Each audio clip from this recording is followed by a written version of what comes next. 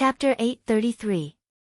Tan Xiu took out a cigarette, lit it, and took a few deep puffs before saying, "Everything is ready except for the final push. We'll leave this place after all buys the herbs I need to clean up that old geezer Dao Master poison. However, I've called Light and Dark to come here for the sake of safety." "Light and Dark are coming here, boss?" asked Jin Shi in surprise. "That's what I'm about to tell you." Tan Xiu nodded and said, "I told Ao to inform them.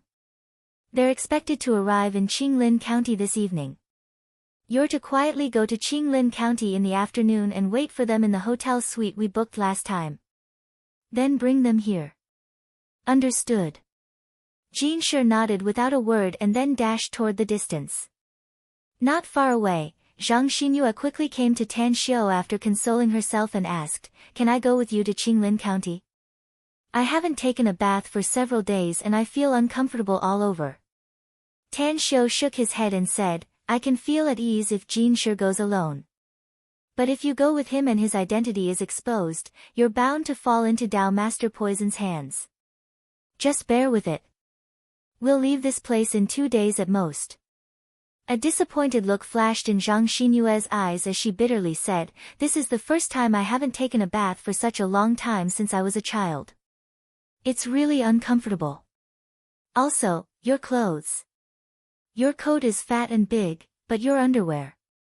Tan Xiu could only force a wry smile inwardly. His interspatial ring was full of his own clothes, so he never thought of bringing a few sets of girls' underwear. In such a situation, he didn't want Zhang Xinyue to take risks. Suddenly, Tan Xiu's expression moved and he hesitantly said, "I can help you if you want to take a bath." "But can I really take a bath?" asked Zhang Xinyue with a pleasant surprise. "But what?" Tan Xiu steeled his heart and said, "I'll set up an array. But I want to be nearby when you take a bath. I can't be more than 10 meters away from you." "Huh?" Zhang Xinyue's pretty face blushed. But then, she recalled that she and Tan Xiu already had intimate contact, so she simply said, "I'm willing as long as you don't stare at me while I'm bathing." Tan Xiu secretly sighed and said, "Let's go back to the cave. It's not very safe outside, and there's a chance that we'll be exposed after we set up the formation." Finished. He turned back to the cave and quickly arranged a auspicious rain array. Then, he arranged a diversion array on the periphery and said, "Take off your clothes and go inside. You have to bathe quickly, at least in 10 minutes, or there won't be any hot water left. Undress." Despite having a straightforward character, Zhang Xinyue was a bit bashful at the moment and hesitantly asked, "Can you turn around?" "Aye." Tan Xiu took out toiletries from his interspatial ring and handed them to her, saying, "Don't worry. As long as you stepped into the formation, the people outside would not be able to see what was happening inside. On the other hand, you'll be able to see what's happening outside from within the formation." "Really?" Zhang Xinyue hesitated to confirm. Tang Xiu didn't answer Zhang Xinyue but directly stepped into the array. To Zhang Xinyue's surprise, Tan Xiu took a few steps forward and his figure immediately disappeared from her sight as though he vanished into thin air. After a while, Tan Xiu came out of the formation and looked at Zhang Xinyue, saying, "Do you believe me now?" Zhang Xinyue nodded with satisfaction. After she stepped into the formation, her clothes were drenched by the rainwater that kept falling inside. The cold rainwater made her shiver and she hurriedly retreated. With an angry look on her face, she asked, "Didn't you say there's hot water inside? How come the rainwater inside is so cold?" "I told you to take off your clothes before you step inside," said Tan Xiu helplessly. "Do you see that line over there? You can take off your clothes as long as you step over that line. Then, you'll have to cross the second line to be drenched by the rainwater. After you cross the first line, you'll have to wait for more than 10 seconds before the rainwater turns hot." "What's the reason?" asked Zhang Xinyue curiously. "I used my magic power to wrap the auspicious rain array." Tan Xiu forced a smile and said, "The high temperature of the raging fire will cause the rainwater to heat up without destroying the formation. Forget it, you won't understand even if I tell you." Just hurry up if you want to take a bath. My magic power can't support it for too long. Alright. Zhang Xinyue stepped into the formation again. Although she was a bit hesitant when she took off her clothes, she chose to believe in Tan Xiu when she recalled that he had disappeared just now. When she stepped into the second line naked, she could clearly see Tan Xiu standing outside the formation, his hands forming seals as a layer of flame blazed outside the second line. She was shy.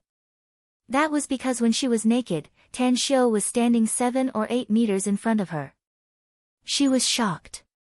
It was because of the miraculous formation and the flame that suddenly shrouded the outside. The water temperature was heating up, and the biting cold finally disappeared. She then quickly washed her body with a bit of shyness. It could be said that this was the fastest and shyest bath she had ever had in her life. After all, taking a bath while looking at Tan Xiu standing 7 or 8 meters away from her was a stimulating feeling that made her heart surge and ripple. Several times. She couldn't help but recall the feeling of ecstasy that night, as well as the scene of their passionate collision. Hurry up, I can still hold on for 2 more minutes. Tan Xiu's voice came from outside. Upon hearing his words, Zhang Xinyue quickened her washing speed. After more than a minute, she asked aloud, I'm done with my bath, but will the water temperature suddenly turn cold when you're done? Do you still remember the 2 lines I told you? Tan Xiu said. Step out after you're done. All right. After Zhang Xinyue stepped out and spoke to Tan Xiu, she suddenly realized that Tan Xiu only gave her some toiletries before taking a bath, but he didn't give her any clean clothes to change into. Tan Xiu's complexion was a bit pale. Using his magic power to light the fire consumed a lot of his energy. After he stopped casting the spell, he silently took out a set of clean clothes from his interspatial ring and put them on the bed in the cave. Then, he said, I'll leave the clothes here. I'll go out first. Outside the cave. Xue Sha and He Xiong were hiding in the bushes, observing the distance with a mini telescope. Sensing that someone was approaching, the duo immediately gestured Tang Xiu to keep quiet after seeing him. Then, Xue Sha leaned toward Tang Xiu and whispered, Boss, it's about 450 meters in the 4 o'clock direction. It's the Qingqing Monastery's people. We've observed him. He's alone and he's hiding in the bushes over there to rest. Where did he come from? Asked Tan Xiu with a frown. From Qinglin County. It looks like he's heading to Qingqing Monastery, said Xue Sha. Tan Xiu was silent for a moment and then said, You two stay here and protect Zhang Xinyue. I'll follow him later to see what he wants to do. Will it be dangerous, boss? Asked Xue Sha worriedly. Tan Xiu shook his head and said, I'll immediately flee if I encounter Dao Master Poison before all comes back. Don't worry. It won't be easy for Dao Master Poison to kill me as long as he doesn't use poison. 10 minutes later. Tan Xiu secretly tailed the Qingqing Monastery expert, who had already rested, and quietly rushed toward the direction of Qingqing Monastery's residence. After several hours of hurrying, he finally appeared near the Daoist temple that had stopped burning. The Qingqing Monastery man hid in the dark and observed for a while before he came out of the bushes. He knelt in front of the ruins of the Daoist temple and kowtowed a few times before rushing to the north. His movements were very light and vigilant. From time to time, he observed the movements in the surroundings. After coming to the ruins of the collapsed tallest building, he dashed toward the northwest and appeared in another courtyard half a minute later. After tailing him, Tan Xiu watched the Qingqing Monastery man enter a side room. He released his spiritual sense and was surprised to see that the man was holding a 1-meter-tall celadone vase with both hands and forcefully turning it. The originally tightly stitched walls slowly split open, revealing a spacious staircase leading downwards. Tan Xiu closely followed him.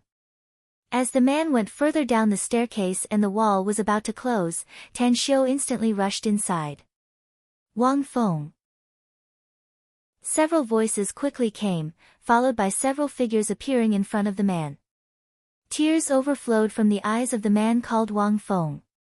He looked at the several men in front of him and hugged each of them. Then, he bitterly said, our Qingqing monastery is done for. Of the 64 people who were left on the surface, only 8 survived. For the sake of unnecessary sacrifices, the monastery master didn't let us open this dungeon or let you out. A middle-aged man hurriedly asked, "How is the monastery master?" "The monastery master is fine, but the deputy monastery master is dead," said Wang Feng. "I came back this time under the monastery master's order to quietly take you out and then escape as fast as possible." The middle-aged men were silent for a while. One of them slowly took out a bunch of keys and said, "I'm going to open the dungeon's door. We can't let them die here even if they made mistakes before." "Understood." They nodded silently. A few minutes later, as the doors of the 6 cells were opened, 6 men and women of the Qingqing monastery who had committed mistakes and were imprisoned here quickly came out. Among them, the fastest one was a young man. Wang Rui. Tan Xiu hid in the corner of the staircase, but his spiritual sense could clearly see that the young man was Wang Rui. Wang Rui quickly ran to the front of them and hurriedly asked, "What's the situation up there? Has the enemy retreated?" "They haven't left yet, but they've been searching for our Qingqing monastery's people in the vicinity of Qingqing Mountain," said Wang Feng bitterly. "Including me, only 8 of those who remained up there survived." The monastery master ordered all the Qingqing monastery survivors to seize the time to escape. Wang Rui's pupils shrunk. He suddenly grabbed the man's arms and asked, "What about my father? Where is he?" Wang Feng's expression turned dark as he said, "I'm sorry for your loss, Wang Rui. When the deputy monastery master fled to Qinglin County, the enemy caught up with him. He passed away." "What?" Wang Rui's body trembled and he was petrified on the spot. Chapter 834. Tan Xiu didn't expect that Wang Rui was still alive. Through his divine sense, he observed Wang Rui's pain. He sighed and walked out from the corner of the stairs. He had seen the tragedy of the Qingqing sect with his own eyes. Originally, he thought that he could save the remaining people of the Qingqing sect, but in the end, he was poisoned and seriously injured, so that nearly half of the remaining people of the Qingqing sect were killed. "Who is it?" There were a total of 10 people in the dungeon. Except for Wang Rui, the other 9 people all noticed Tan Xiu's figure and shouted loudly. Tan Xiu shook his head and sighed, "You don't need to be nervous. I have no malice toward you. It's a pity that Dao Master poisoned us before he attacked. Otherwise, I would have been able to guarantee the safety of the remaining people of Qingqing Monastery for the time being." "It's you." Wang Feng was pleasantly surprised upon seeing Tang Xiu. He ran to Tang Xiu under everyone's watchful eyes, knelt on his knees and kowtowed a few times. Only then did he crawl up and gratefully said, "I never thought that you were still alive. If you hadn't saved us that night, I'm afraid that the remaining dozen of us would have died. I am Wang Feng of the Qingqing faction. You are Wang Feng's savior." Tan Xiu patted his shoulder and walked to the front of Wang Rui, helplessly saying, "The dead can't be resurrected. My condolences. You helped Viviani in the South China Sea, so I'll help you kill Dao Master Poison this time to return the favor." Wang Rui didn't expect to see Tan Xiu here, nor did he expect that the person who helped his Qingqing monastery that night was Tan Xiu. However, there was a hateful look in his eyes as he asked, "You mean, the person who killed my father and destroyed my Qingqing monastery is called Dao Master Poison?" "The one who destroyed your Qingqing sect was Dao Master Poison's disciple," said Tan Xiu. "It's also Dao Master Poison who is now hunting the Qingqing sect's members everywhere. Your father was not killed that night. He should have been found and killed by Dao Master Poison later. Wang Rui, put away your hatred. I've avenged you." Wang Rui was silent for a long while before he slowly asked, "Is that Dao Master Poison really that strong?" Tan Xiu said, "Invulnerable to swords and spears, flying in the sky and burrowing into the earth. He was so strong that many ordinary people couldn't even imagine it. Even if all the original members of your Qingqing sect were to join forces, they wouldn't be able to withstand a single slap from him."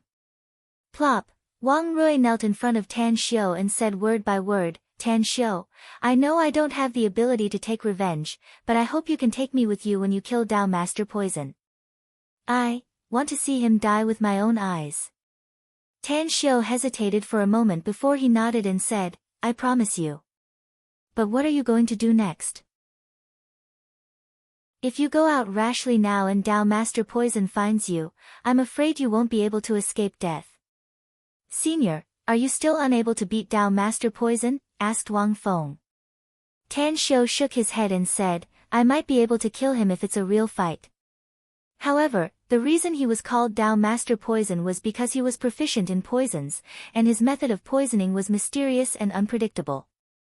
I didn't know the poison he was using, so I fell for it easily. For example, that night, if he hadn't been poisoned first, it would have been possible for him to have protected the remaining people of your Qingqing sect.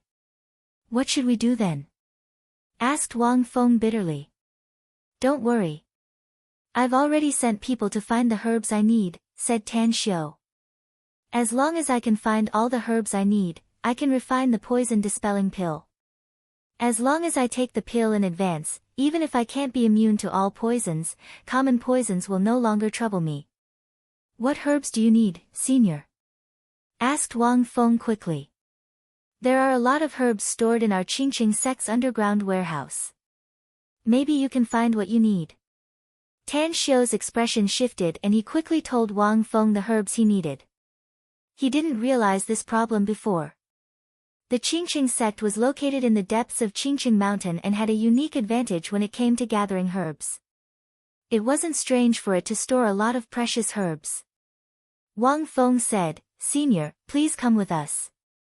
Wang Feng said, the underground warehouse is nearby.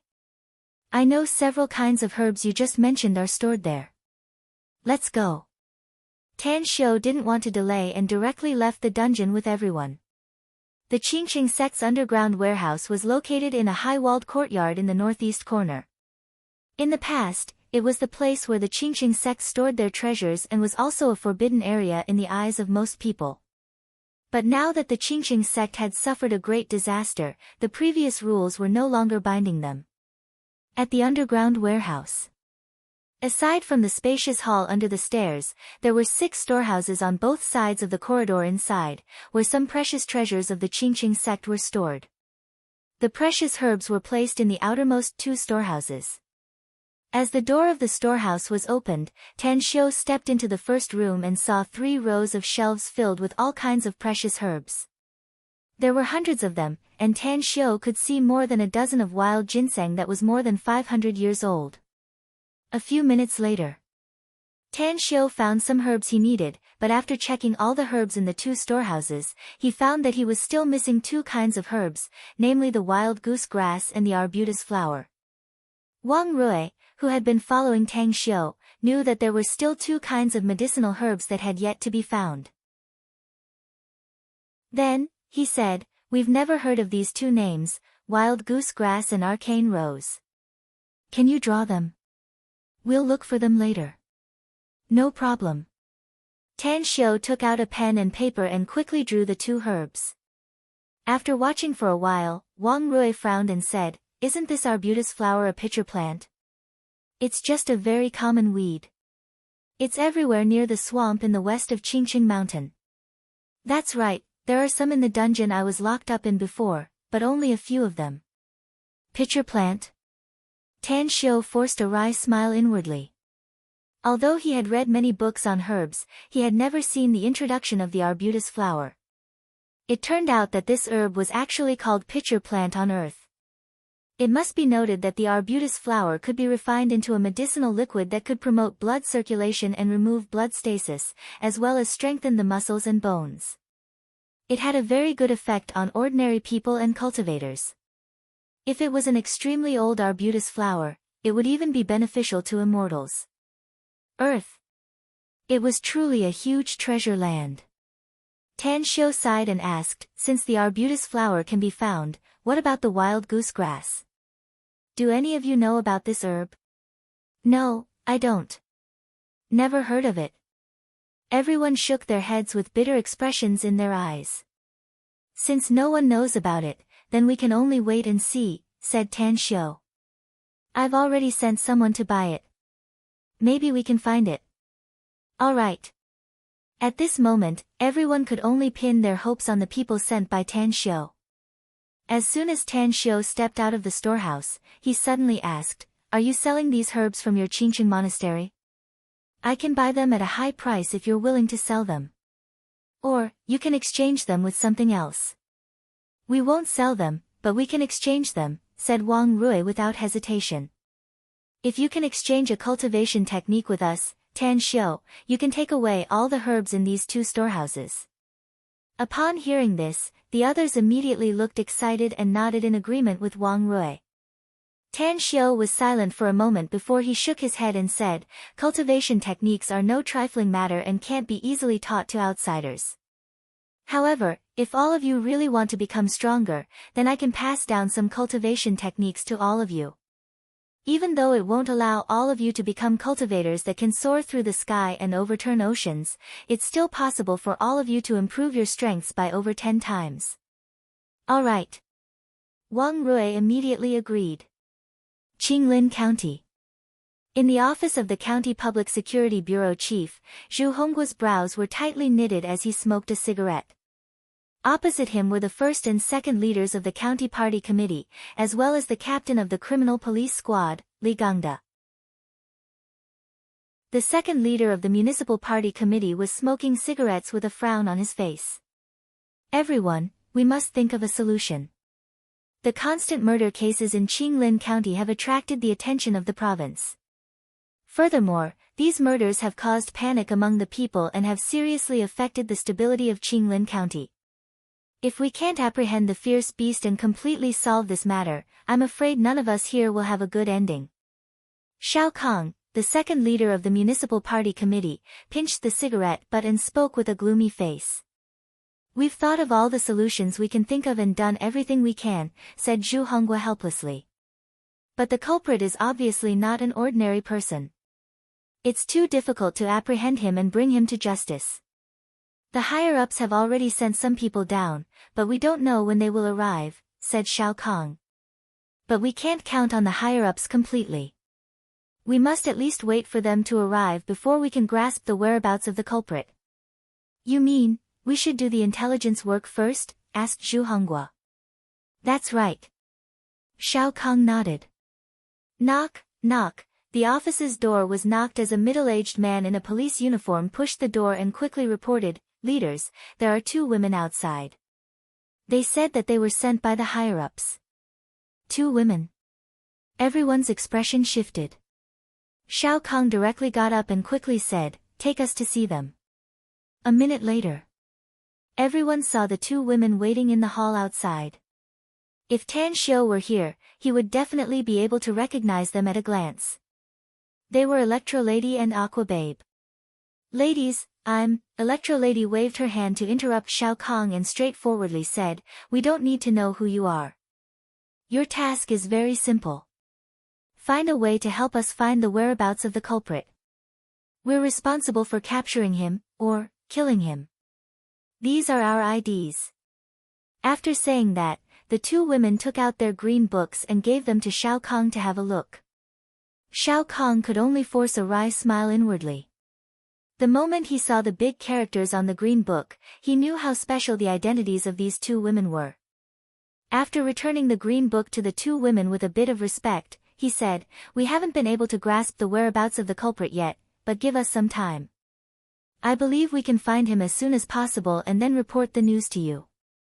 Take note of our contact information." Electro-Lady nodded and said, "We'll look for him in Qinglin County before we get any information from you. If you find him, notify us using the contact information I gave you." Chapter 835. Outside the cave, Zhang Xinyue was full of worry. She kept looking in the direction of Qingqing Monastery, fearing that Tan Xiu would encounter danger after leaving this place. Beside her, Mo had brought back a lot of medicinal herbs, but it seemed that he was still missing 2 herbs. "Oh, is the Qingqing Monastery really that miserable?" Zhang Xinyue had never cared about the Qingqing Monastery's affairs. She didn't ask about it even when a powerful enemy severely injured Tan Xiu. She knew that she didn't have the ability to help and was just a passerby. But now, she couldn't help but ask about it because she was worried about Tan Xiu. It's very miserable. Mo nodded. It's almost no different from the extermination of the monastery. Even the entire Qinglin County is now in a jittery atmosphere because that powerful enemy is looking for Qingqing Monastery's disciples everywhere. He's killing everyone he finds. Zhang Xinyue's face turned pale. Just as she was about to speak, her spirit suddenly jolted.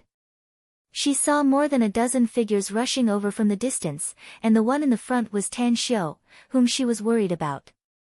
"Oh, how's the medicinal herbs?" asked Tan Xiu immediately after he arrived. He was thinking about refining the poison-dispelling pill. Mo glanced at the Qingqing Monastery's disciples. He was slightly surprised when he saw Wang Rui and immediately replied, "There are 2 medicinal herbs that I haven't found yet. I've been to the medicinal herb markets of several cities and also found some medicinal herb merchants who run medicinal herb businesses, but I still couldn't find them." "Which 2 medicinal herbs?" asked Tan Xiu with furrowed brows. "Arrowroot flower and golden needle leaf," answered Mo. "Did you find the wild goose grass?" Tan Xiu stared blankly and hurriedly asked. "Yeah, I bought it from a herb merchant." Mo nodded. "However, the price is a bit too high. A wild goose grass costs 180,000 yuan. Moreover, it's not negotiable. Let alone 180,000 yuan, it's worth it even if the price is 100 times more expensive," said Tan Xiu with satisfaction. "Give me the wild goose grass first and keep the other herbs. Also, they are Qingqing Monastery's disciples who survived by luck. Take them to a nearby place. I need to hurry up and refine the poison-dispelling pill." "Light and dark have arrived nearby, boss," said Mo. Tan Xiu nodded and said, "Tell them to be on standby." Subsequently, Tan Xiu set up a feng shui array in the cave to prevent the medicinal efficacy from leaking and being noticed by people nearby. The demon god spirit devourer cauldron was a top-grade cauldron for refining elixirs. Tan Xiu stayed in the cave for 2 days and only managed to refine a dozen poison-dispelling pills. "Oh!" The moment Tan Xiu stepped out of the cave, he shouted in a deep voice.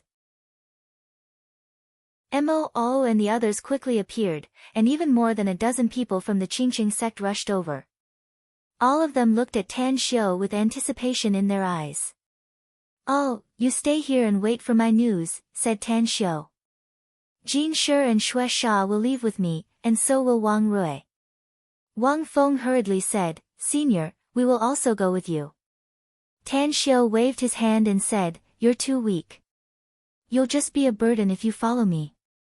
At that time, if a fight really breaks out between Dao Master Poison and me, it will be very difficult for me to protect you.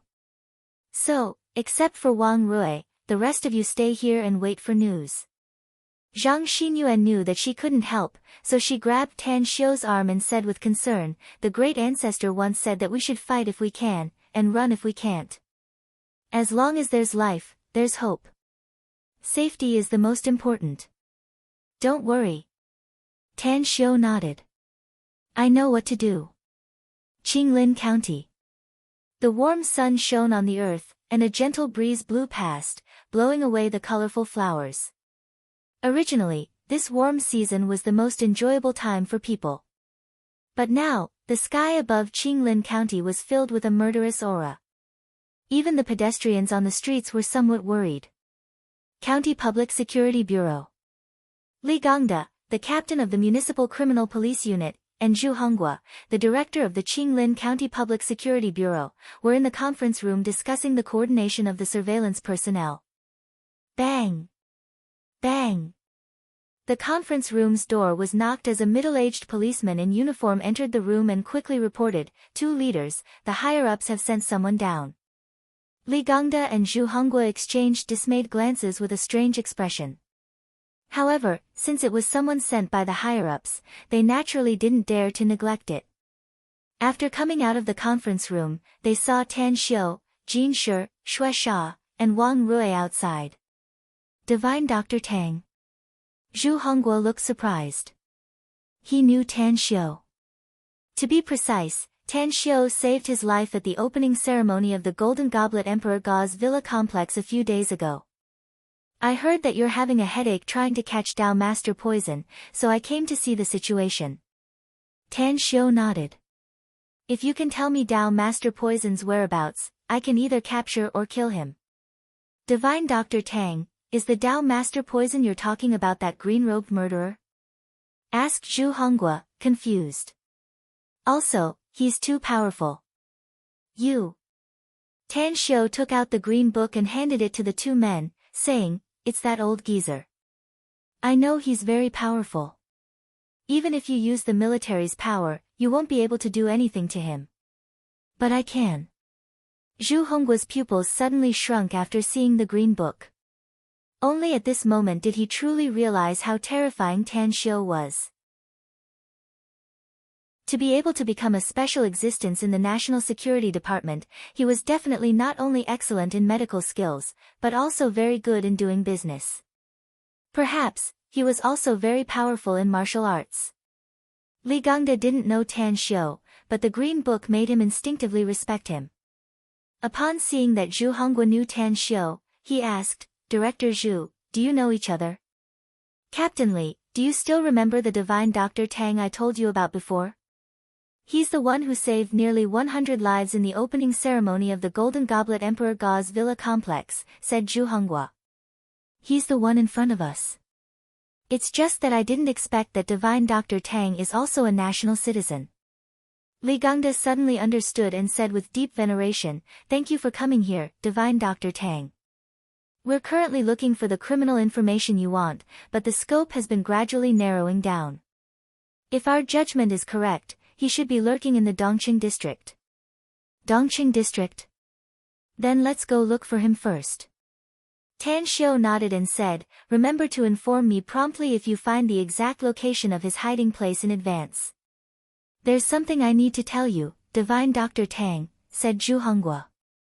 Before you came here, the higher-ups also sent 2 people from your department. They are now in Qinglin County and are looking for the whereabouts of the murderer everywhere. Who are they? Tan Xiu was surprised. One is called Electro Lady, and the other is Aqua Babe, said Zhu Hongguo. A strange expression appeared on Tan Xiu's face as he couldn't help laughing and said, it turns out to be them. It seems that these murders in Qinglin County have alarmed the higher-ups. Alright, I got it. We'll take our leave first if there's nothing else. Dongqing District. Electro Lady and Aqua Babe stood on the roof of a 10-story residential building, quietly observing the surrounding situation with binoculars. They had received information from the Public Security Bureau that the murderer was likely to be hiding here, so they decided to wait for the murderer to expose his tracks. Hee, it seems that there are a lot of people interested in this old man. Dao Master Poison appeared behind the 2 women out of thin air. He didn't immediately attack, but let out a strange smile as he observed the 2 women. There was a bit of lust in his eyes, as if he could strip off the 2 women's clothes with his eyes. Electro Lady and Aqua Babe's complexion drastically changed. They quickly turned around and were ready to fight. However, when they saw Dao Master Poison standing less than 10 meters away from them, the 2 women's hearts kept sinking. A powerful enemy. He's very terrifying. I'm afraid it'll be very difficult for the 2 of us to defeat him. The 2 women quickly exchanged glances and silently nodded after understanding each other's thoughts. Electro Lady took a step forward and coldly stared at Dao Master Poison, saying, you're not an ordinary person. Why do you keep killing and creating panic in ordinary society? Do you dare to violate the national will of China? The national will? Dao Master Poison sneered. What a big joke. This old man may have lived in China for hundreds of years, but I've never set foot in China for the latter half of my life. If it weren't for my 2 good-for-nothing disciples who came here, do you really think I'd want to come here? I don't care what your reason is, but I'll give you 2 choices now, said Electro Lady. First, surrender at once. Second, leave China and never set foot in China's territory again. Dao Master Poison raised his hand to touch his chin and let out a strange smile. You want to threaten this old man with just 2 little babies? Ha ha ha, actually. I won't hurt you even if you threaten me. As long as you obediently serve this old man well, I can forgive those little guys from Qingqing Monastery. However, this old man must find and kill that bastard brat who I severely injured and killed my 2 disciples. A cold light burst out from Electrolady's eyes as she angrily shouted, Old geezer, don't think you can do whatever you want here just because you're strong. The power controlled by the state is not something you can handle alone. You're overestimating yourself. Dao Master Poison shook his head and instantly bombarded Electrolady with his dragon head crutch. Boom! A flying sword instantly appeared in front of Electrolady. Sparks splashed in all directions as the dragon head crutch was instantly crushed. Dao Master Poison was forced to retreat several steps in succession before he could barely stabilize his figure. In front of Electrolady, clad in white, the handsome and unrestrained Light looked at Dao Master Poison with a faint smile and said, Those 2 may be overestimating themselves, but what if I join you? Dao Master Poison's face turned gloomy as he shouted, Who the hell are you? You're not qualified to know who I am, said Light with a smile. What you do know is that there's only one ending for you today, and that's to perish your soul. Chapter 836. Disdain was written all over Dao Master Poison's face, but a bit of greed flickered in his eyes as he stared at the flying sword in Light's hand. He had a discerning eye, and he'd once followed his master when he was young, and he'd seen the scene of a powerful cultivator controlling a sword to fly. Unfortunately, his master didn't have any inherited method to refine a flying sword, let alone a flying sword technique. He had been annoyed countless times that he didn't even have a flying sword magic tool despite being a cultivator. Brat, it's useless to talk big. Dao Master Poison reluctantly moved his eyes away from the flying sword and gently flicked his finger. Light, who had been vigilantly observing Dao Master Poison, was keenly aware of Dao Master Poison's flicking finger. He immediately retreated to the middle of Electrolady and Aquababe. As the flying sword hovered in the air, he grabbed the 2 women's shoulders with both hands and instantly stepped on the flying sword, flying toward Qingqing Mountain in the north. Wanna run? Dao Master Poison didn't expect Light to be so powerful that he could discover that he secretly released poisonous gas. As his ghostly figure instantly chased after him, Dao Master Poison was aghast to find that the guy in front of him could ride a flying sword very fast. Even though he was carrying 2 living people, his speed was still comparable to his limit. What a treasure! Dao Master Poison's greed grew more intense and he burst out with his fastest speed in hot pursuit. In just a dozen breaths, he had already chased out of the county and reached the top of the mountain on the outermost periphery of Qingqing Mountain. At the entrance of Qinglin County's Public Security Bureau, Tan Xiu suddenly looked up and his sharp eyes stared at the northeast sky. He clearly saw a few lightning-fast figures flying toward the north. It's Light with Electrolady and Aquababe, and Dao Master Poison is chasing them. Tan Xiu clenched his fists and handed the invisibility talismans to the trio. He then grabbed Wang Rui's shoulder and instantly soared into the sky, rushing in that direction. At the top of the mountain on the periphery of Qingqing Mountain, Light smilingly put down Electrolady and Aquababe, whose faces had drastically changed. Aquababe was fine and didn't lower her vigilance. She instantly pulled a few meters away from Light and flipped her hand to grab a dagger. Electrolady, on the other hand, stood blankly next to Light, looking at his handsome appearance with an intoxicated look in her eyes. Beauty, wake up. Light patted Electrolady's beautiful face with interest and said with a smile yet not a smile. Ah. As if awakened from a dream, Electrolady realized her love-struck appearance just now, and her beautiful face immediately flushed red. She staggered 2 steps back and then shyly touched the corner of her clothes. Dao Master Poison landed more than 10 meters away from the trio and took out a pair of black gloves from his bosom and quickly put them on. The speed of Light was too fast. Even though he was confident in his own strength, he had no choice but to be cautious. Kid, hand over the flying sword and I can spare your life. Light said with a faint smile, "Old man, you're quite fast in catching up. I didn't expect you to also be at the gold core stage, and at the middle stage of the gold core stage. No wonder my Grand Master was seriously injured by your poison when he was slightly careless.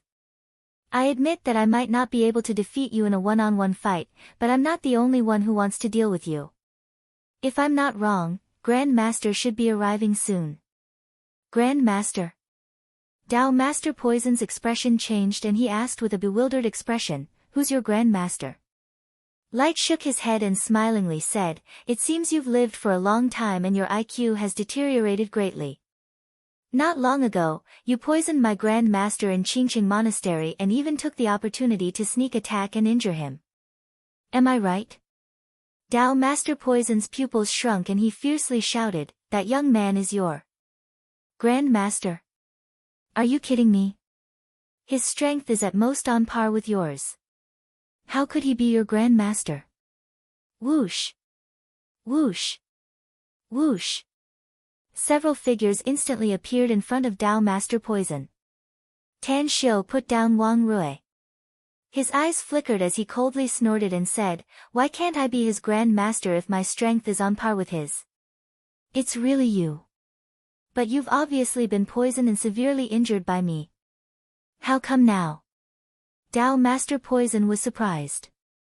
"How come you look as if nothing happened to you now?" Tan Xiu sneered. "Hee, how can I be someone's Grand Master if I don't even have the means to force out the poison and heal myself? But you, Dao Master Poison, you actually dare to stay in Qingqing Mountain after provoking me. Do you really think you're invincible here?" Dao Master Poison secretly became vigilant. Through his observation, he found that 2 of the 3 people brought by Tan Xiu should be cultivators, but their strength should be very weak, whereas the other one seemed to be an ordinary person who had practiced some fancy but impractical martial arts. However, he was facing 2 powerful enemies at the Golden Core stage. One of them had a very strong magical power, while the other had a flying sword magic tool. He was afraid that he wouldn't be able to gain much of an advantage if they were to fight. Poison. Dao Master Poison's most powerful killing move was the use of poison. Facing 2 powerful enemies in front of him, he instantly grabbed a jade gourd from his waist and pulled out the cork, causing 2 pitch-black poisonous wasps to fly out from inside. The 2 wasps didn't directly attack Tan Xiu and the others, but sprayed out 2 clouds of black mist. With a solemn expression, Tan Xiu flicked a poison-dispelling pill in front of Light and the other toward the cliff tens of meters away. Then, he shouted in a deep voice, "Take this pill." Light swallowed the poison-dispelling pill without hesitation and respectfully said, "Grand Master, since this disciple has arrived, why don't you let me deal with this old poison? I believe it will only take a few minutes at most to make him die without a burial place." "Don't take him lightly," said Tan Xiu indifferently. "Understood." Light looked happy and a jade flute instantly appeared in his hand. The flying sword hovered around him and a melodious flute melody floated out of the jade flute. A surprised look flashed in Tan Xiu's eyes. Listening to Light's flute melody, a smile appeared on his handsome face. He didn't expect that Gu Yan would actually teach the floating sound sword melody to Light. It must be noted that he was the one who created the floating sound sword melody and passed it to Gu Yan, when she was still a teenager. Dao Master Poison violently retreated and stood in the air. Disbelief filled his eyes as he shouted in a deep voice, "My wasp venom has no effect on you. I forgot to tell you something." Tan Xiu sneered. "I wasted some time to refine a lot of poison-dispelling pills because you plotted and poisoned me in the Qingqing Monastery. Unless your wasp venom can kill a nascent soul stage expert, it won't have any effect on us." Poison-dispelling pill. Dao Master Poison's body trembled and the vigilance on his face turned thicker. He was an expert in using poison, and even cultivators at the Golden Core stage like him were afraid of his poison. However, he was also most worried about encountering powerful people with poison-dispelling pills. What should I do? Dao Master Poison began to consider whether to fight or flee. However, Light didn't give him much time to think. Along with the flute melody, the flying sword hovering around him was like a soldier receiving the command of its commander. It transformed into layers of overlapping sword images that blotted out the sky and rushed toward Tao Master Poison. The imperial sword art could be controlled with spiritual sense. However, the floating sound sword melody had higher requirements. Along with the rhythm, the flying sword seemed to transform into thousands of soldiers and horses that strangled the enemy in a special formation. This is... Tao Master Poison's heart turned cold and he violently retreated backward. Even though his cultivation was a level higher than Light's, he didn't dare to confront such an attack head-on. However, at this moment, layers of ripples suddenly appeared in the void tens of meters behind him. Huh! Tao Master Poison focused most of his attention on the front. Although he noticed the fluctuations in the air behind him, it only gave rise to a trace of doubt. However, being cautious by nature, he still dodged to the side as he retreated. Just this time, a flying sword appeared in the air and pierced through his chest, allowing him to avoid being stabbed in the heart. Damn it! Never in his wildest dreams did Tao Master Poison imagine that there was someone in this world who could hide their body in the air. The moment the abruptly appearing flying sword pierced his body, he saw a phantom suddenly appear and control the flying sword to unleash a swift and fierce attack. One-eyed dragon, get out here and save me! Tao Master Poison was scared because the black-robed phantom controlled the flying sword and sealed off all his escape routes after he was hit by this move. The overwhelming sword images in front of him also arrived in front of him. He was well aware that he would probably meet the Grim Reaper if no one came to his rescue. What a sinister pair of kids! In the nearby mountain forest, a figure flashed lightning fast and fiercely slashed out with a bronze axe. The flying sword and the bronze axe, controlled by the flute melody, collided. To Tan Xiu's and Light's surprise, the flying sword didn't smash the bronze axe. Instead, under the tremendous force, the overlapping sword images dissipated and the flying sword itself flew backward toward Light. Puff! Puff! Puff! Puff! The black-robed dart controlled the flying sword and left more than a dozen bloody wounds on Tao Master Poison's body.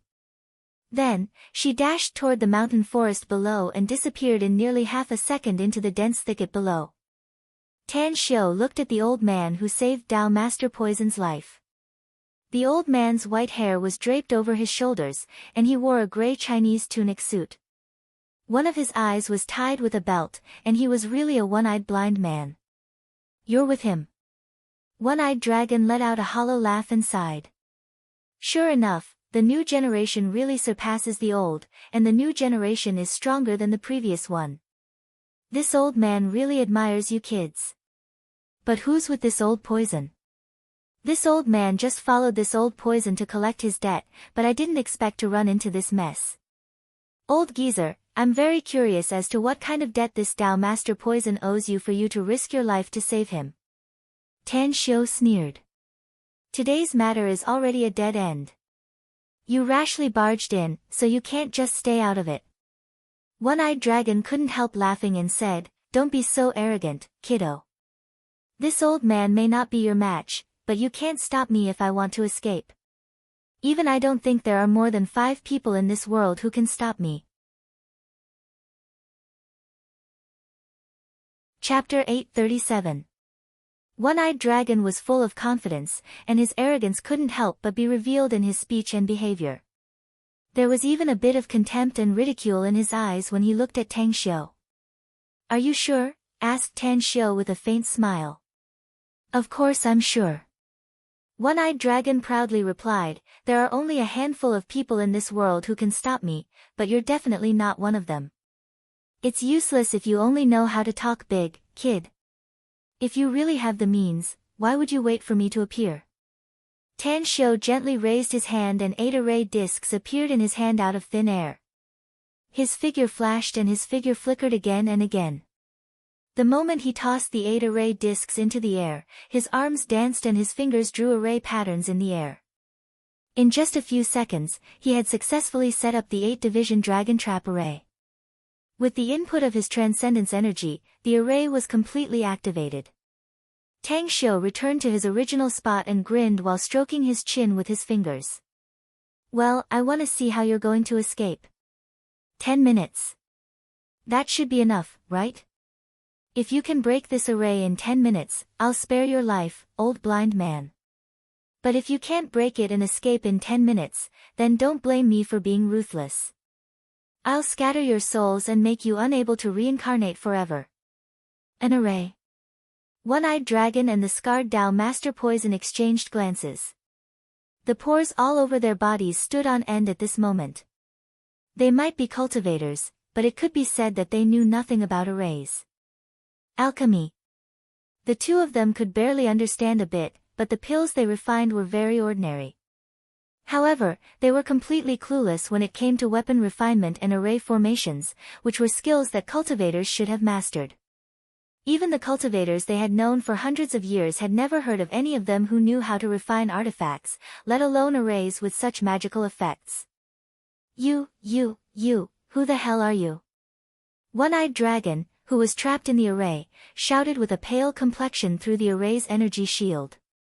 Tan Xiao indifferently said, if you want to know who I am, then break my temporary array formation if you have the ability. Of course, even if you break this array formation, something more interesting will happen later. In short, you will be miserable today, extremely miserable. Finished. He no longer paid attention to them and turned to look at Electrolady and Aquababe, who were dumbfounded, and said with a faint smile, I trust you two have been well since we last met, right? Aquababe's lips squirmed and she forced a smile. We wouldn't have needed to rush here if we knew you were here, Mr. Tang. Moreover, we didn't know that they were cultivators before we were sent here, and their strength was so terrifying. Come to think of it, you've saved us again. Speaking of which, we're also colleagues, so it's natural for us to help each other. Tan Xiao lightly smiled. However, leave the matters here to me. If the two of you have other matters to attend to, you may leave first. We can't go back immediately before dealing with them, Mr. Tang, said Aquababe hesitantly. Also, I know you don't like trouble. After we deal with the two of them, we'll deal with the aftermath. All right. Tan Xiao nodded. Electrolady was in a daze the moment Tan Xiao appeared. Never did she expect that Tan Xiao would appear here, nor did she expect that Tan Xiao would be acquainted with that super handsome guy who made her heart beat faster. She sobered up. With a complicated expression, Electrolady pointed at Light and asked, Mr. Tang, is he, your grand disciple? Tan Xiao glanced at the handsome and elegant Light in white and smilingly said, that's right. According to seniority, he's indeed my grand disciple. What's wrong? You've taken a fancy to this grand disciple of mine? Electrolady's pretty face blushed, but she still replied with all seriousness, you must be joking, Mr. Tang. But he's indeed very good, and I like him very much. If you can facilitate our relationship, Mr. Tang, you'll be my benefactor in the future. Ha ha ha, Tan Xiao burst into laughter, while Light was at a loss whether to cry or laugh as he kept shaking his head. Tan Xiao chuckled and said, everyone loves beauty, and this grand disciple of mine is indeed very good. However, you still need to solve the matters between men and women, so I won't meddle in it. Ah, Light. You've messed up this beauty's heart, so you must comfort her well and don't hurt her. Ha ha ha. Hee hee, ripples appeared in the air a few meters away from Tan Xiao. Dark, who was clad in a black robe with her flowing black hair, appeared. She approached Tan Xiao in a gentle manner and pulled Tan Xiao's arm, saying with a charming smile, Grand Master, my big brother really should get married and have children. He definitely won't dare to disobey you as a matchmaker. Dark. Light angrily shouted. Tan Xiao glanced at the masked Dark in surprise. He shook his head and couldn't help but chuckle. I do want to be a matchmaker for your big brother, but who knows what kind of woman he likes. You, on the other hand, can't always hide in the dark and live in the future. Men and women should get married, so you can tell me secretly if you have someone you like. Dark's eyes froze and immediately rebuked, what nonsense are you talking about, Grand Master? I won't marry unless someone is as great as you, Grand Master. Tan Xiao couldn't help laughing and said, there aren't many men as great as me. I'm afraid I'm a rarity even in the immortal world. You're asking for too much. Just, lower it a bit. Ha ha ha. Pfft, Dark couldn't help but burst into laughter. Her figure flickered and disappeared in the air. North of Qinglin County. On the roof of a 10-story building, Li Gongda and Zhu Honghua stood side by side with binoculars, watching the sky above Qingqing Mountain in the distance. The two of them could clearly see the dazzling golden energy shield. They could even see Tang Xiu and the others on the hilltop. I never believed in ghosts and gods before, Captain Li. But now I do. Immortals and gods really exist in this world. Zhu Honghua sighed with a forced smile. Li Gongda nodded and said, I once knew that there are ability users in this world, but these people are very terrifying and belong to a special department that specializes in handling special cases in the country. But I didn't expect that there are people who are more powerful than ability users. If my guess is correct, they are the legendary cultivators who pursue the ethereal and illusory realm of becoming immortals and seeking the Tao. That's just a rumor. How can there be such people in this world? Zhu Honghua was surprised. Li Gongda put down the binoculars and pointed to the mountain in the north. Words are no proof, but seeing is believing. Don't tell me they can't convince you. Zhu Honghua opened his mouth and immediately nodded with a forced smile. Yeah, I believe them. We couldn't catch the murderers before, but they turned out to be not ordinary humans, but cultivators with magical means. Li Gongda laughed. Now that Divine Dr. Tang and the others have taken action, we can finally feel relieved. I believe our superiors won't blame us anymore. That's right. Zhu Honghua said, with so many murders in Qinglin County, I realized that I might not be able to keep my job anymore. But who would have thought that things would take a turn for the better and the murderers turned out to be such people? If the superiors know about this, I'm sure they won't give me the title of dereliction of duty anymore. Don't worry. Li Gongda nodded.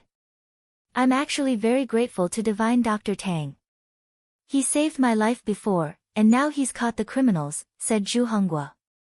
If our country can have more immortals and gods like him, I'm afraid it'll be much more peaceful. Do you worship him? Li Gongda asked with a smile.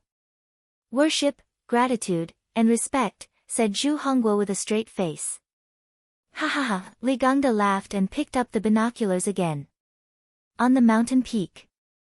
The 8-sex dragon trap array was constantly absorbing energy from all directions to stabilize the array's operation. Its function was very simple, to trap the enemy. Inside the array, Tao Master Poison and One-Eyed Dragon crazily attacked the energy shield formed by the array, yet they couldn't break it. One-Eyed Dragon, we can't go on like this. This array can isolate the heaven and earth spiritual energy.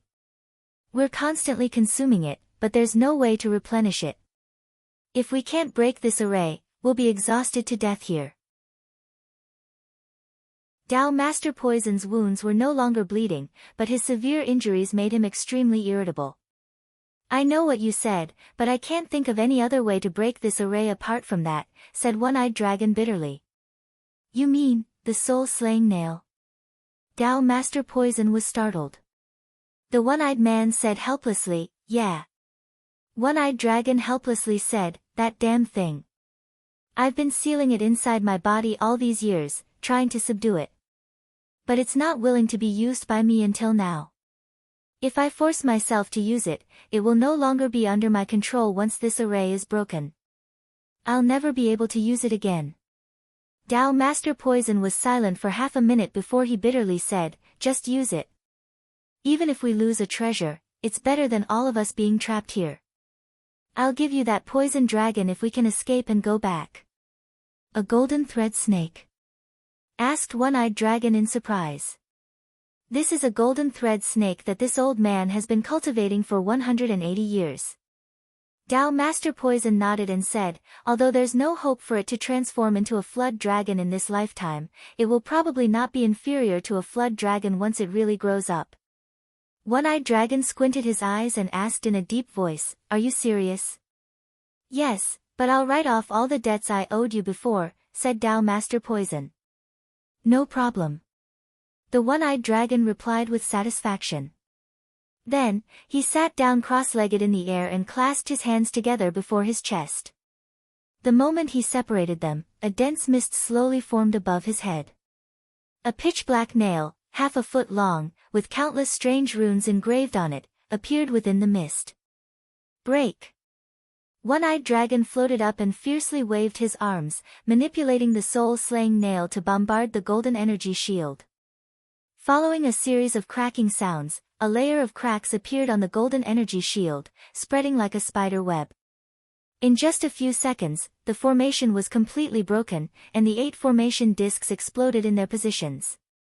Buzz! The pitch-black soul-slaying nail suddenly burst out with a surging aura and instantly broke away from One-Eyed Dragon's control. Chapter 838. Tan Xiu's eyes lit up the moment the soul-slaying spike appeared.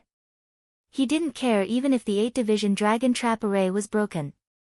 His figure flickered lightning fast and chased after the soul-slaying spike. At the same time, he cast a series of hand seals and instantly wrapped the soul-slaying spike with surging primal chaos force. Absorb! Tan Xiu stepped on the void and changed his hand seals. The primal chaos force wrapped the struggling soul-slaying spike and abruptly pulled it in front of him. Impossible! What a strong aura! One-Eyed Dragon and Dao Master Poison's complexion drastically changed and horror burst out from their eyes. Their bodies stiffened in midair as though they were cast with a body-freezing spell. Tan Xiu didn't even look at them. He bit his finger and a drop of blood instantly fused into the soul-slaying spike. In almost the blink of an eye, the struggling soul-slaying spike was absorbed into Tan Xiu's body. Light, Dao Master Poison, I'll leave this one-eyed dragon to you. With a bit of excitement, Tan Xiu's eyes finally fell on One-Eyed Dragon and Dao Master Poison. As his figure flickered and appeared in front of them, he instantly unleashed the divine sword. 100-meter-long sword beam streaked across the sky and engulfed the two in an instant. Block it! One-Eyed Dragon screamed. His surging true essence force condensed into a saber and fiercely slashed at the sword beam. At the same time, he released his golden core. The dazzling golden core burst out a dazzling brilliance and bombarded the sword beam along with the saber beam formed from true essence. Dao Master Poison roared and pulled out a broken black flag from his bosom. As he crazily instilled his true essence, the palm-sized black flag rapidly expanded and wrapped him in it in the blink of an eye. In front of his other hand, a dark green light ball instantly condensed and was thrown toward the sword beam. Boom, boom, boom, the divine sword was unstoppable. With irresistible force, it smashed the saber beam condensed from true essence, split the ping-pong ball-sized golden core, split the dark green light ball, and finally bombarded One-Eyed Dragon and Dao Master Poison. Puff, arg, One-Eyed Dragon spat out a few mouthfuls of blood. Even his ears, eyes, and nostrils were overflowing with blood. His entire body seemed to have been struck by lightning, and his spirit quickly became dispirited. His body flew backward for nearly 100 meters, and he barely managed to control his true chi to dash in front of the golden core that had been sent flying. He could clearly see that the golden core, which was originally glowing brightly, was now covered with dense cracks, as if it could completely shatter at any time. Return. The golden core, which had become dim and lusterless, was swallowed back into the One-Eyed Dragon's mouth. Compared to One-Eyed Dragon, Dao Master Poison appeared to be in a much more miserable state. The dark green light ball he threw was split and scattered, the black flag wrapped around his body was torn apart, and the sword beam left a bloody wound of more than 10 centimeters long on his body. One could even clearly see several broken bones and indistinct internal organs in the wound. Myriad swords returned to origin. Tan Xiu licked his lips and controlled the divine sword to transform into countless sword images that blotted out the sky and pressed down on One-Eyed Dragon. Dozens of sword images even shot toward One-Eyed Dragon's surroundings in a roundabout manner, blocking all possible escape routes for One-Eyed Dragon. One-Eyed Dragon was scared out of his wits. At this moment, he clearly realized that the long sword was absolutely a terrifying divine weapon. Even a magic tool couldn't possibly burst out with such power. He regretted that he didn't immediately escape when Tan Xiu took away the soul-slaying spike. Spare my life and I'll be loyal to you for 100 years. At the moment of life and death crisis, One-Eyed Dragon shouted loudly. Disdain flashed in Tan Xiu's eyes and he proudly shouted, I have enough subordinates. You're just an old geezer who already has half a foot in hell's door. I don't want you. While speaking, his fingers moved and the lightning attraction art was cast. Lightning bolts as thick as an arm fell from the sky, shuttling through the gaps of the sword images and bombarding One-Eyed Dragon. Thousands of arrows pierced his heart and lightning bolts struck his body. One-Eyed Dragon let out a miserable howl as his body turned into a charred sieve. Just as the cracked golden core shot into the distance, a beam of light shot out from the divine sword and accurately hit the golden core, thoroughly splitting it into several pieces. On the other side, the white-robed light controlled the flying sword and continuously launched attacks at Dao Master Poison. Although his cultivation was not as high as Dao Master Poison's and was only at the early stage of Golden Core, Dao Master Poison was severely injured and could only unleash 60% of his strength, so he was already tottering under Light's fierce attacks. Puff! Although Dao Master Poison knew that there was another ruthless dark hiding in the dark, he was already on the verge of collapsing in the face of Light's fierce attacks. He clearly sensed that someone was sneaking up on him from behind, but he still couldn't separate his body to block it. He didn't even have the chance to dodge and was pierced by the flying sword from the back. Light's attacks came to a halt, but Dark, who had revealed herself, was still attacking frantically. The flying sword tore Dao Master Poison's body and picked up his golden core from his body. However, just as she was about to grab the golden core, two poisonous wasps suddenly appeared and shot toward Dark's neck from the left and right. Danger! Dark was an expert in sneak attacks and assassinations, but she realized that she couldn't avoid the sudden appearance of these two poisonous wasps. Just as she controlled the flying sword to block the left side of her neck, the poisonous wasp on the right side was already less than half a meter away from her.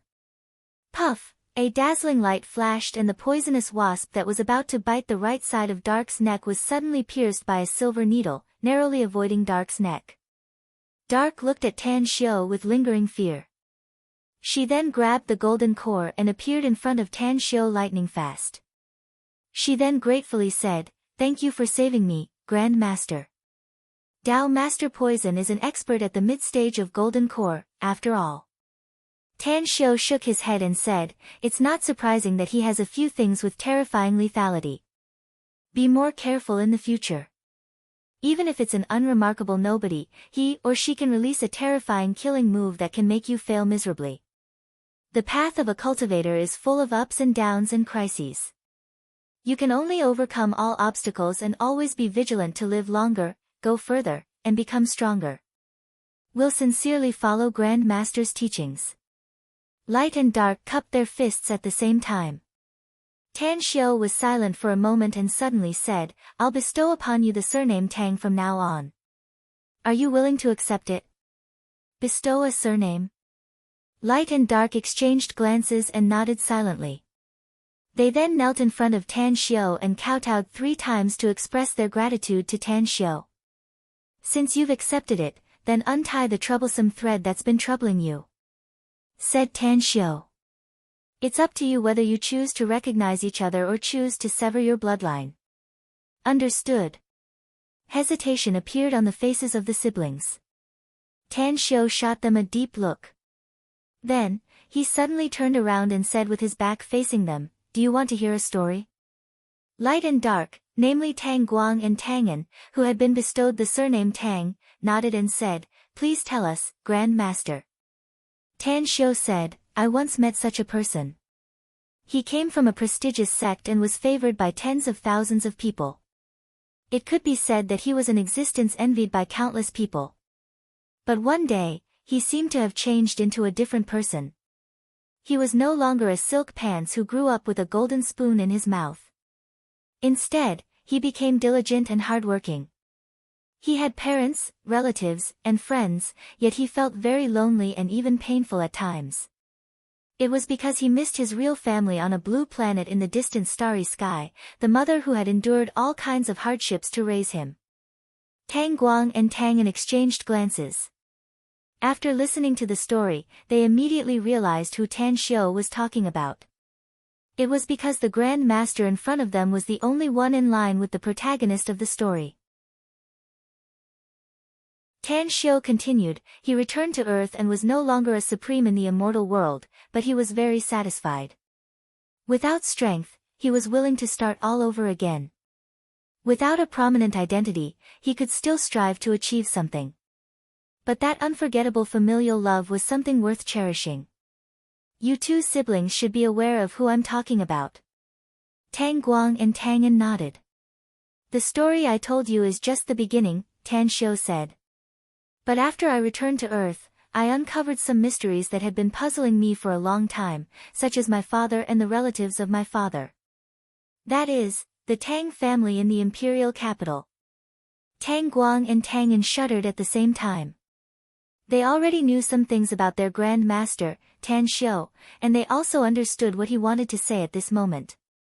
They realized that perhaps their parents had given them to their master not only for the sake of obtaining the cultivation technique, but also because they hoped that they could follow their master and become immortals. After a long time, Tang An took off her mask, revealing her stunning beauty that could topple a nation. The complicated expression in her eyes was gradually replaced by a firm light as she said, Grand Master, we siblings are surnamed Tang, and our mother is surnamed Gu. I'm grateful to the one who gave birth to me. I'm grateful to the one who abandoned me. And understands that it's good to have more familial love, but there's no loss if we can't get it. I know what to do, Grand Master. Let's go see them, Grand Master, said Tang Guang faintly. Go. Tan Xiu nodded. Even cultivators and immortals have 7 emotions and 6 desires.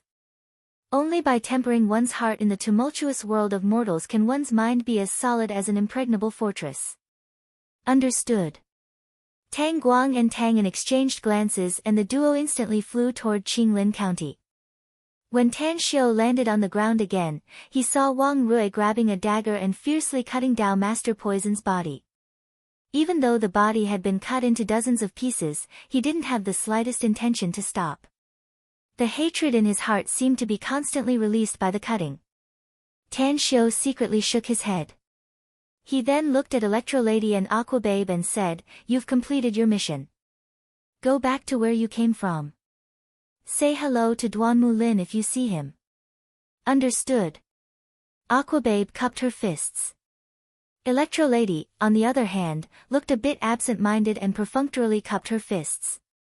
Her eyes glanced at the direction where light disappeared and then hesitantly asked, Can you tell me where I can see light in the future, Tan Xiu? You're really reluctant to part with light? Tan Xiu was surprised. Chapter 839. Tan Xiu's impression of Electrolady was that she was a fickle woman who only paid attention to a man's appearance and never paid attention to his inner qualities. Tan Xiu never had a favorable impression of such a woman. On the other hand, Tan Xiu had a good impression of Aquababe. If she had taken a liking to Tang Guang, Tan Xiu might have played matchmaker. But as for Electrolady, Tan Xiu was too lazy to take care of this ill-fated relationship for Tang Guang. Forget it. You're not suitable for each other. Tan Xiu took out a cigarette and lit it. After taking a few puffs, he turned around and left. He didn't want to hear the answer even if he asked. Electrolady strode to catch up and angrily asked, What do you mean? Why do you say we're not suitable? I'm an ability user and he's a cultivator. Isn't this a perfect match for each other? Tan Xiu halted his pace and said with a faint smile, Do you think ability users can be compared with cultivators? Do you think you're a good match? That's right. Electrolady nodded heavily. Ability users do have some power, indeed.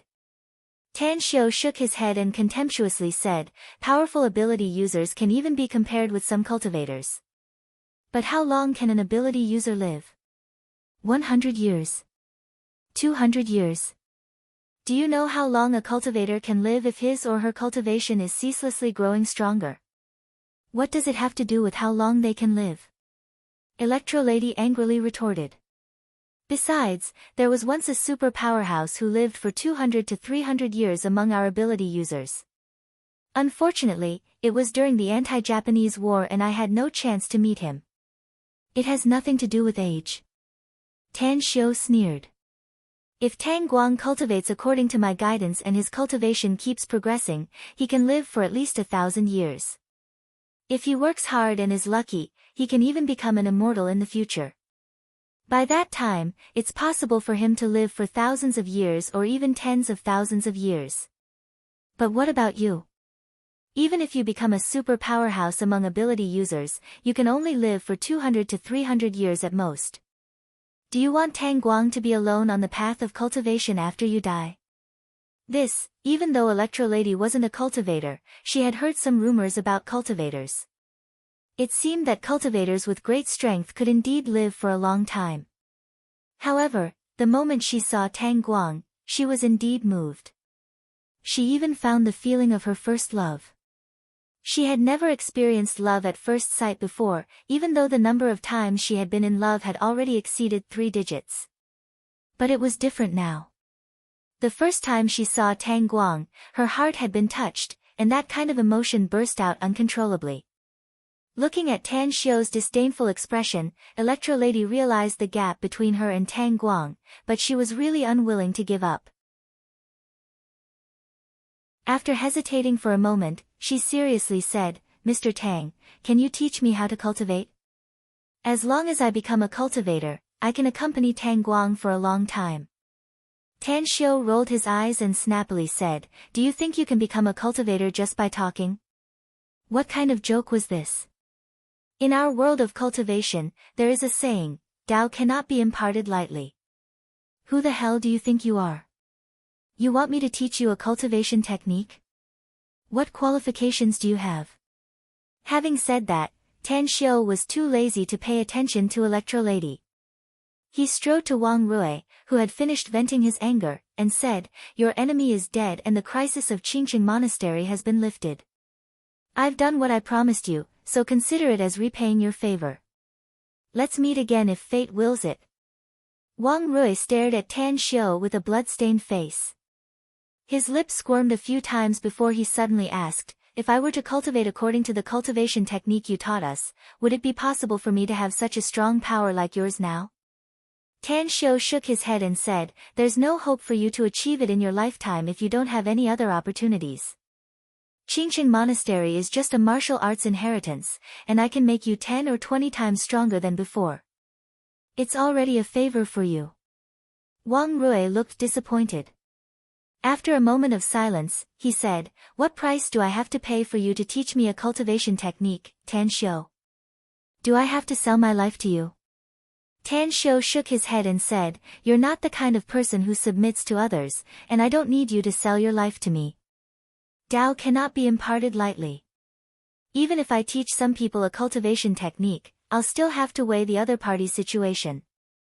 If Qingqing Monastery hadn't suffered this calamity and your father hadn't been killed by Tao Master poison, you might have had the chance to step into the path of cultivation.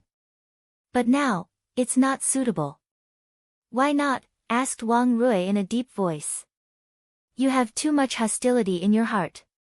Even if I bring you to the threshold of cultivation, you won't be able to achieve much in the future," said Tan Xiu. "The higher your cultivation, the greater the chance of you suffering a cultivation deviation. It's very easy for you to fall into the demonic path and never be able to recover." "I understand." Wang Rui shot a deep look at Tan Xiu. Although he said that he had given up, he was more determined to become a cultivator and become a powerful expert like Tan Xiu in the future. Since Electro-Lady and Aqua Babe were there to deal with the aftermath of the battle, Tan Xiu was too lazy to care about it. After leaving with Jin Shi and the others, he directly went to the cave by the mountain stream where Mo Ao and Zhang Xinyue were staying. His purpose in coming to Qingqing Mountain this time was to get the red silk flower. However, even though his goal had been achieved, he still didn't want to leave immediately. It was the blood-seizing pill.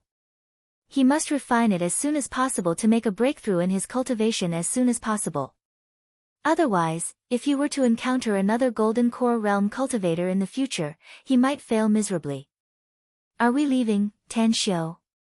Zhang Xinyue's mood was very complicated. She was somewhat reluctant to part with Tan Xiu, but she also didn't want to stay in this godforsaken Qingqing Mountain anymore. She didn't realize that Tan Xiu had taken root in her heart after getting along with him for many days and the matter of their marriage. I still need to stay here for some time, about a week.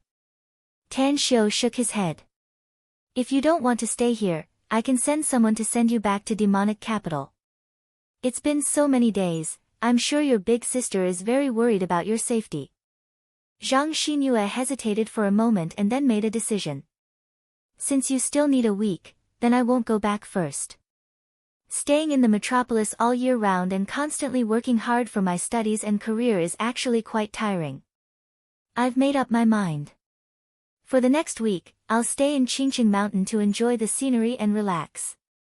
Since you've made up your mind, then I'll tell Ao and the others to protect you. You can go sightseeing wherever you want. Tan Xiu nodded. Why are you so good to me? Asked Zhang Xinyue all of a sudden. Do you want to make up for what you owe me? Ugh, Tan Xiu opened his mouth but didn't know how to answer. To be honest, he did have the idea to make up for what he owed Zhang Xinyue, but it might be unfair to a woman if he were to say it out loud. Zhang Xinyue's expression turned dark, but a smile immediately appeared on her face as she said, Forget it. You don't have to answer since you don't want to. Whether you want to make up for what you owe me or fall in love with this young lady, we'll forget everything that happened here 7 days later and return to our respective lives. Tan Xiu fell into silence. Zhang Xinyue said it casually, but could he really forget everything that happened just like that? The thread of love was something that couldn't be cut and sorted out. Tan Xiu had always been a free and easy person. Since he couldn't sort it out, he didn't want to continue to be entangled in it. He firmly believed that there would always be a way out when the time came, so he would just take it one step at a time. He no longer thought about the issue between men and women and finally calmed down his mind to begin concocting the blood-seizing pill. The trip to Qingqing Mountain this time was definitely a huge harvest for him.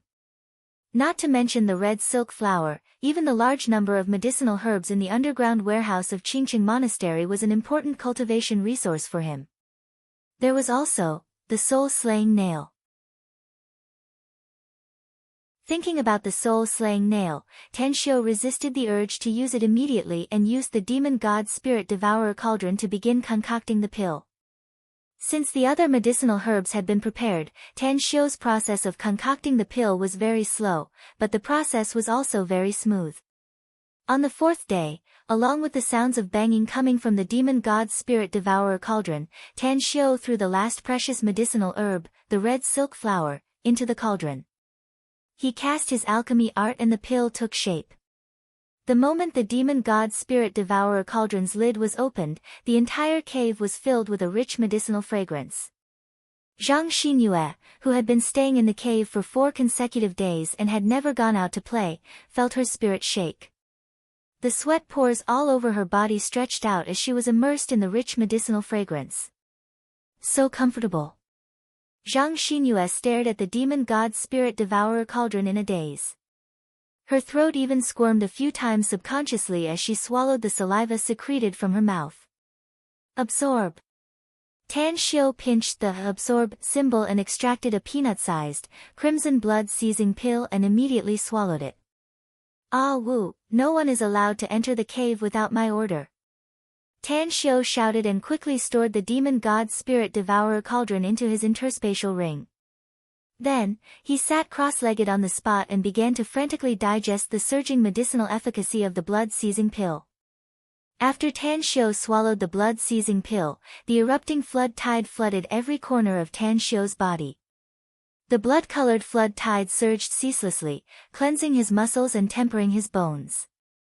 Even his internal organs were scoured over and over again to increase their flexibility and firmness. The surging blood in Tan Xiu's blood vessels was gradually wrapped by the red medicinal efficacy and solidified. As time went by, the amount of blood in his blood vessels became less and less. On the third day after he took the blood-seizing pill, the amount of blood in his blood vessels was only a quarter of the original amount. However, even if it was only a quarter of the original amount, it didn't affect Tan Xiao in the slightest. Even his originally bright red blood seemed to be illuminated by a layer of golden brilliance at the moment, exuding a hazy golden red light. Hungry. The moment Tan Xiao opened his eyes, a strong sense of hunger made him feel particularly uncomfortable. Under Zhang Xinyue's curious gaze, he quickly took out a lot of food and wolfed it down. For 2 whole hours. Tan Xiao's mouth didn't stop. While eating and drinking, he extracted the scarce energy that nourished his blood and qi and replenished it into his blood vessels.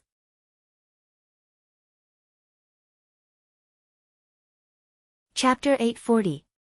Zhang Xinyue, who sat across Tang Xiu, was dumbfounded and tongue-tied as she watched him constantly conjure food out of thin air and stuff it into his mouth as though he was the reincarnation of a starving ghost.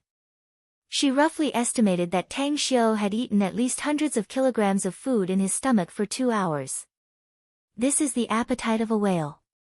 Zhang Xinyue finally noticed that Tang Xiu no longer conjured food, but a bottle of wine and gulped it down.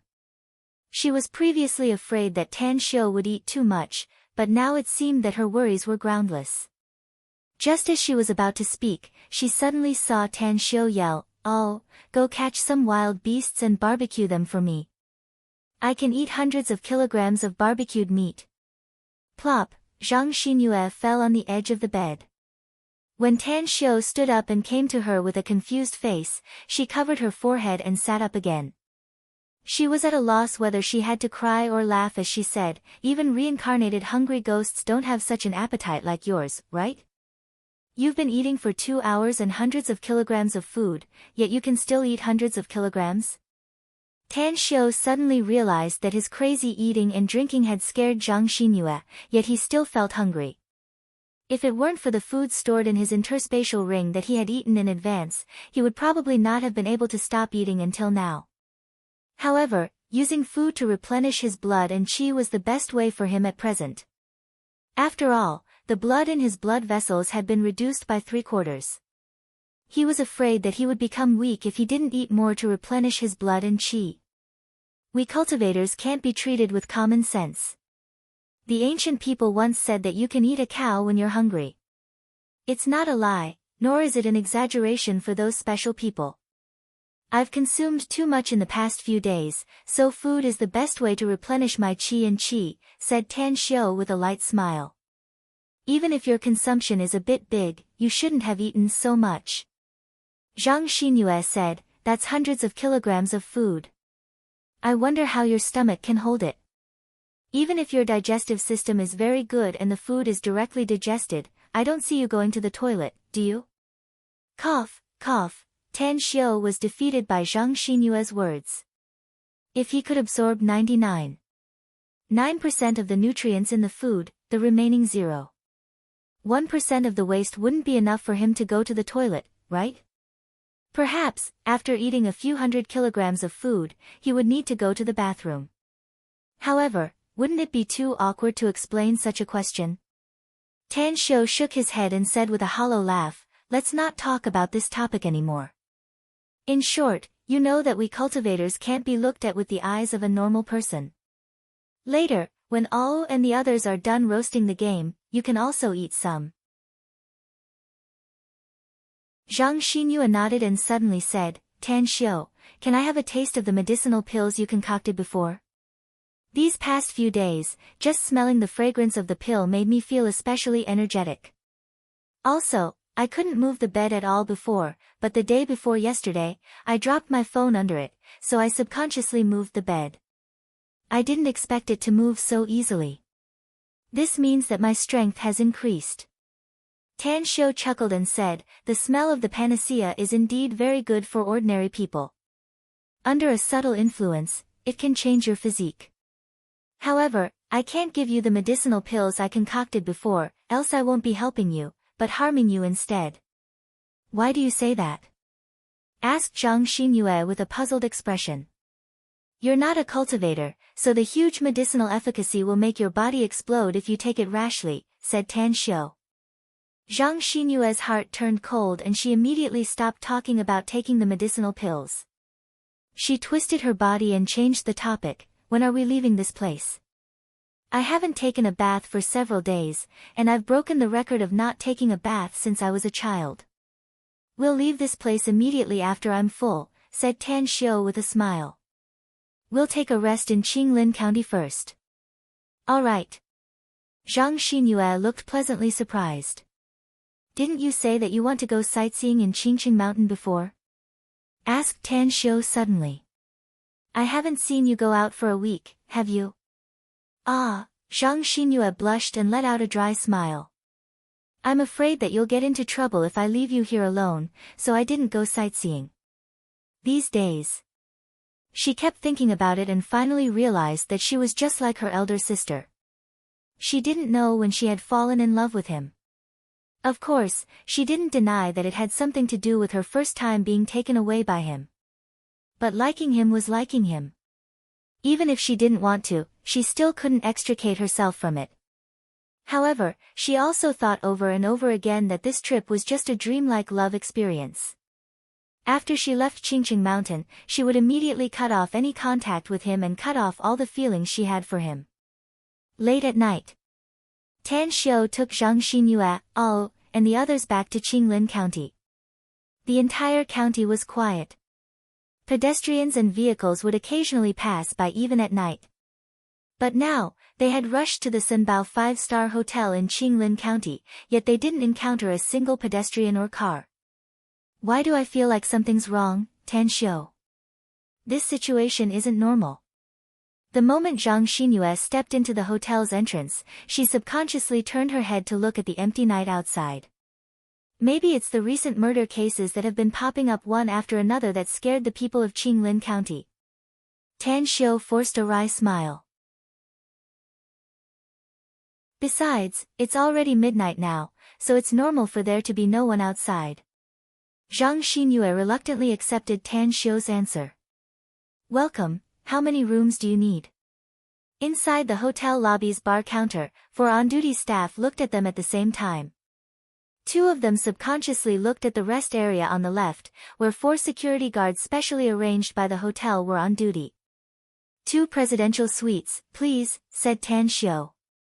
The 4 female cashiers looked surprised and observed Tan Xiu a few times. Suddenly, one of them asked, Are you the young divine Dr. Tan Xiu? You look a bit familiar to me. Since when did I become so famous? Tan Xiu couldn't help laughing. How come no one knows me when I stayed in this hotel before? It's really you.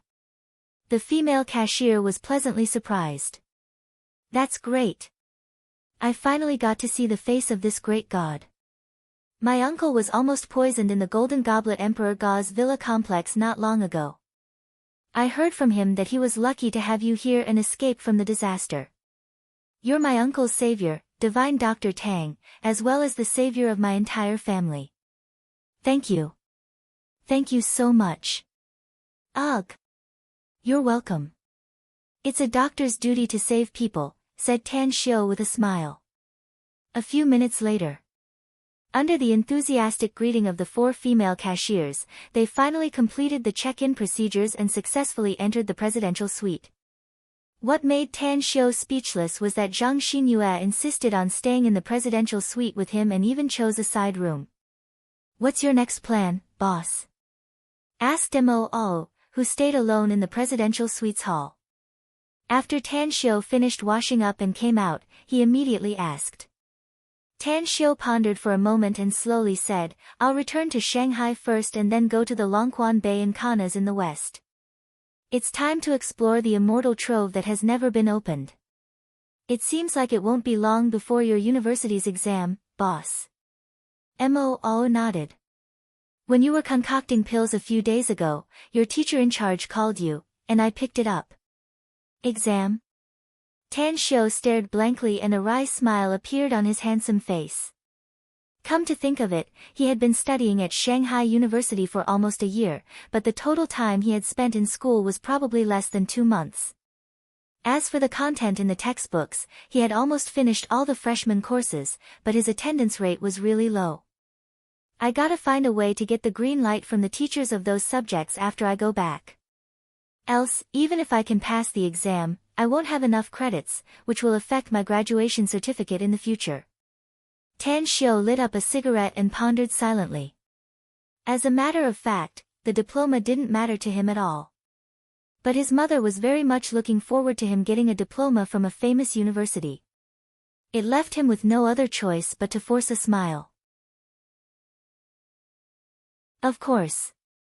His mother wouldn't blame him if he really didn't want to continue his studies. After all, his current achievements were not necessarily the same even if he had a diploma from the world's top universities. However, his mother would surely be disappointed if he didn't have a diploma from a top university. "I'll go back and rest. We'll rush back to Shanghai early tomorrow morning," said Tan Xiu as he waved his hand and looked up at the sparse twinkling stars in the dark sky outside the window. 10 minutes later. Zhang Xinyue came out of the room while wiping her wet long hair. Her eyes couldn't help but turn soft when she saw Tan Xiu sitting alone on the sofa, drinking beer and looking out the window. "Are you thinking about something?" Tan Xiu turned his head and looked at Zhang Xinyue's slender and curvy figure, as well as her face that was almost identical to Zhang Xinyue's. He then said with a smile, "Just thinking about something." Zhang Xinyue let out a faint smile and picked up the unopened beer on the coffee table. After opening it and drinking 2 mouthfuls, she smilingly said, "Tell me about it." "You won't understand what I'm thinking about even if I tell you." Tan Xiu shook his head. "However, there's something I want to talk to you about." Zhang Xinyue's expression slightly changed. She hesitated for more than 10 seconds before slowly saying, "Can we not talk about it? There are some things that must be solved." Tan Xiu shook his head. "No matter what you think, I want to tell you that I can't give you the feelings between a man and a woman since I already owe you a lot of emotional debt. However, since that incident happened due to a freak combination of factors, I can't let you suffer any grievances. I won't promise you money since I don't want to treat it as a transaction.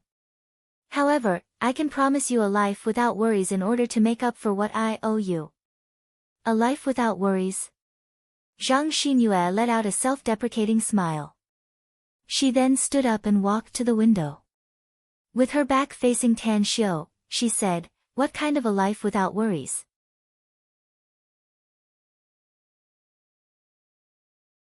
Chapter 841.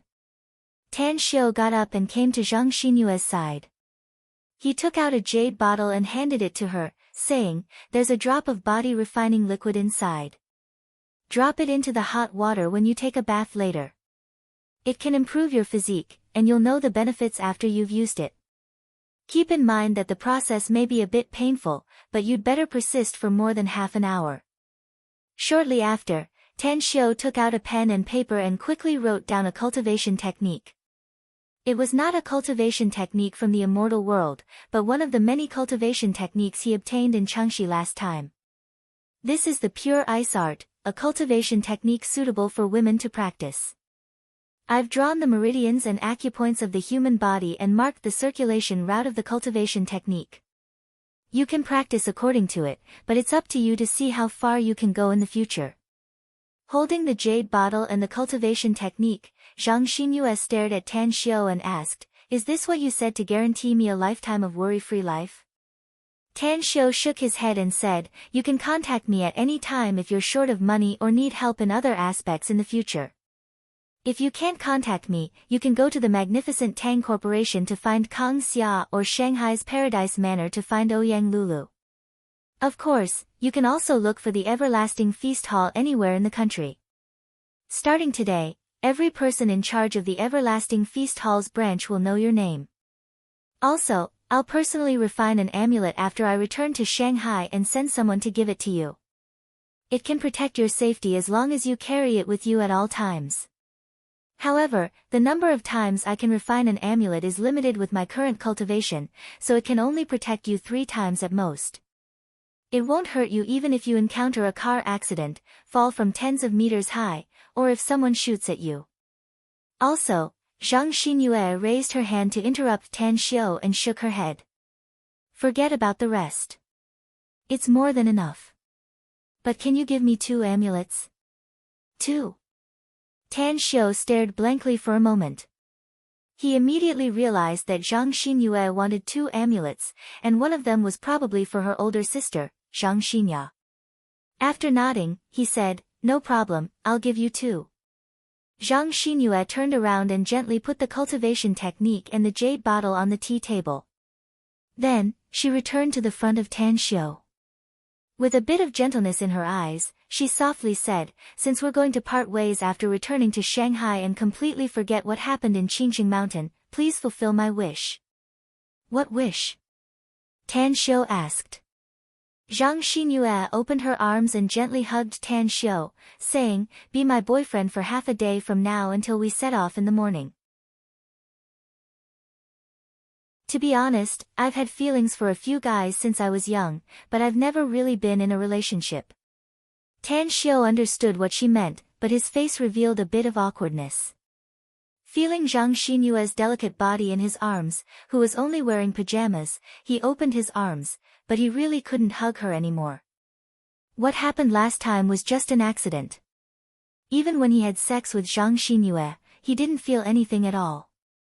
He simply couldn't remember the situation at that time. My last wish.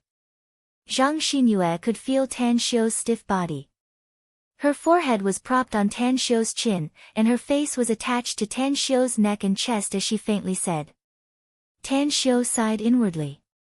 As his body relaxed, he gently hugged her and said, go back to your room and rest early. We still have to continue our journey tomorrow. That night, Tan Xiu didn't return to his room, but sat on the bed where Zhang Xinyue was resting, watching her fall into a sweet dream until she woke up at 9 in the morning. In the evening, not long after a passenger plane landed at Shanghai Airport, Tan Xiu, Zhang Xinyue, and the rest appeared at the airport's exit. Tan Xiu. After stepping out of the airport, Zhang Xinyue's pace came to a halt. What's wrong? Asked Tan Xiu. Zhang Xinyue took a deep breath and said with all seriousness, I hope you can remember our agreement. Let's forget what happened in Qingqing Mountain from now on. If possible, it's best if we don't meet again for the rest of our lives. All right. Tan Xiu pondered for a moment before he nodded. Zhang Xinyue's mood was very depressed, but she was well aware that her elder sister loved Tan Xiu more. She was doomed to never have any chance to be with Tan Xiu in this life. Then, let's part ways here. I'll send someone to send you back, said Tan Xiu. No need. I'll take a taxi back. Zhang Xinyue shook her head. Tan Xiu hesitated for a moment before he nodded and said, all right, then. I'll send someone to send the car and the amulet to you when Jean Shi drives your car back from Qinglin County. At the airport's exit, a complicated expression surged in Tan Xiu's eyes as he watched Zhang Xinyue turn around and leave. He didn't see Zhang Xinyue turn around and walk forward.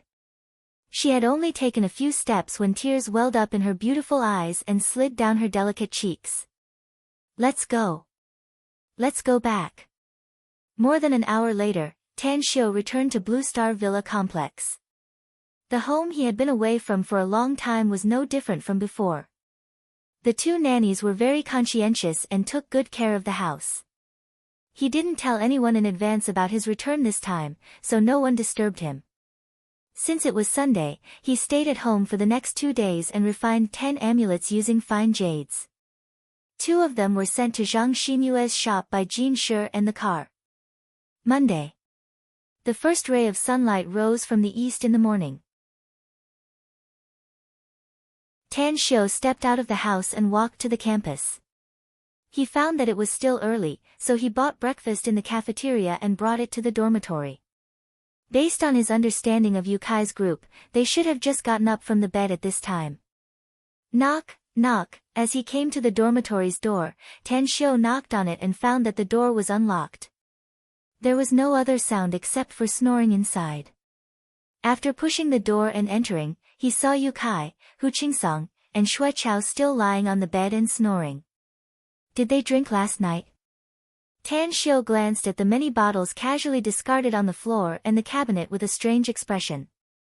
It was reasonable to say that Yu Kai and Hu Qingsong were lazy, but Xue Chao was a diligent child. How could he, fire? Carrying the breakfast, Tan Xiu let out a roar as a smile climbed up his face. What? Fire? Where's the fire? Hu Qingsong suddenly sat up from the bed. He didn't even see Tan Xiu clearly and hurriedly went down the bed ladder. Yu Kai was no better than him. He desperately lifted the quilt and made a posture to get out of bed. Huh? Big bro Tang. Xue Chao, on the other hand, calmly sat up. The sleepiness on his face instantly disappeared after seeing Tan Xiu. The three of you are sleeping soundly. Tan Xiu said with a smile. Did something good happen to you? You must have drunk a lot of wine last night. Fuck, bitch. Hu Qingsong and Yu Kai realized that they were fooled by Tan Xiu and immediately scolded him with a smile. It had been a long time since they last saw each other. After the few of them laughed and joked around for a while, Tang Xiu learned from them why they drank so much wine. It turned out that Hu Qingsong had taken a fancy to a girl, but she was snatched away by a handsome, rich guy with good academic performance. Old Hu, there are millions of girls in the world. Why do you have to be unrequited in love with one flower? How about this? I'll introduce you to a better one some other day, Tan Xiu said with a smile. It's not that I'm unhappy because that girl was chased away by that guy, said Hu Qingsong with a forced smile. It's mainly because that bastard is too arrogant. Relying on the fact that he's richer than me, he acts as if he has a lot of money. Big bro Tang, you don't know this, but that guy is a bastard. He's famous for being a womanizer at school, and he even hooks up with a lot of women outside of school. At the end of last year, that brat was stopped outside the school and violently beaten up. That guy's ability is not small, huh? Tan Xiu was surprised. To think that he even has his hands outside of school. Yu Kai patted Hu Qingsong's shoulder and let out a hollow laugh. Big bro Tang, that guy's background is not small. Rumor has it that he's the son of a rich man in Haiqing province. To be honest, my family does have some money, but the gap between us and him is too big. Do you know how the girl that old Hu took a fancy to was chased away by that guy? I don't know what method that guy used, but he got a helicopter and landed it in an open space behind our school. Then, he showed her roses and all kinds of gifts. That scene. Tan Xiu was rendered speechless and said, it's no fun to chase after a girl who likes material things. Don't worry, old Hu. Don't give up the whole forest for a tree. I've been chasing that girl for half a year, but I didn't even get to touch her hand, said Hu Qingsong helplessly. Forget it, you don't need to comfort me. I won't bother with them as long as that Miao brat doesn't act arrogantly in front of me. Surnamed Miao. Haiqing province. Is that guy the son of the Miao group's big boss in Haiqing province? Tan Xiu was surprised. No, but I heard that the Miao group's big boss is his uncle. Hu Qingsong shook his head. Ah, it turns out that he's Miao Wentang's nephew. Tan Xiu laughed. No wonder he's so arrogant. Miao Wentang is indeed rich and powerful. Alright, let's not talk about this anymore. Hurry up and wash up. I've brought you breakfast. We'll go to class after you're done eating. Big bro Tang, there's no class this morning. Yu Kai's eyes widened. What? Tan Xiu was stunned. He hadn't come to school for a long time, so he didn't expect that the schedule would change. After letting out a hollow laugh, Tan Xiu helplessly said, let's go out for a stroll since there's no class. I haven't been back to school for a long time, so I feel that this place has become unfamiliar. We can't sleep anyway, so how about listening to some songs? Yu Kai suddenly said. Great idea. Agreed. Hu Qingsong and Xue Chao nodded at the same time. Listening to songs? Tan Xiu was puzzled. Where are we going to listen to them? Yu Kai chuckled and said, Haha, our teacher in charge is amazing now, big bro. Forget it. Words are no proof. You'll know when you come with us. The teacher in charge? Han Qinggu. Full of confusion, Tan Xiu waited until the three of them wolfed down their food and drank to their heart's content before the group of four quickly left the dormitory.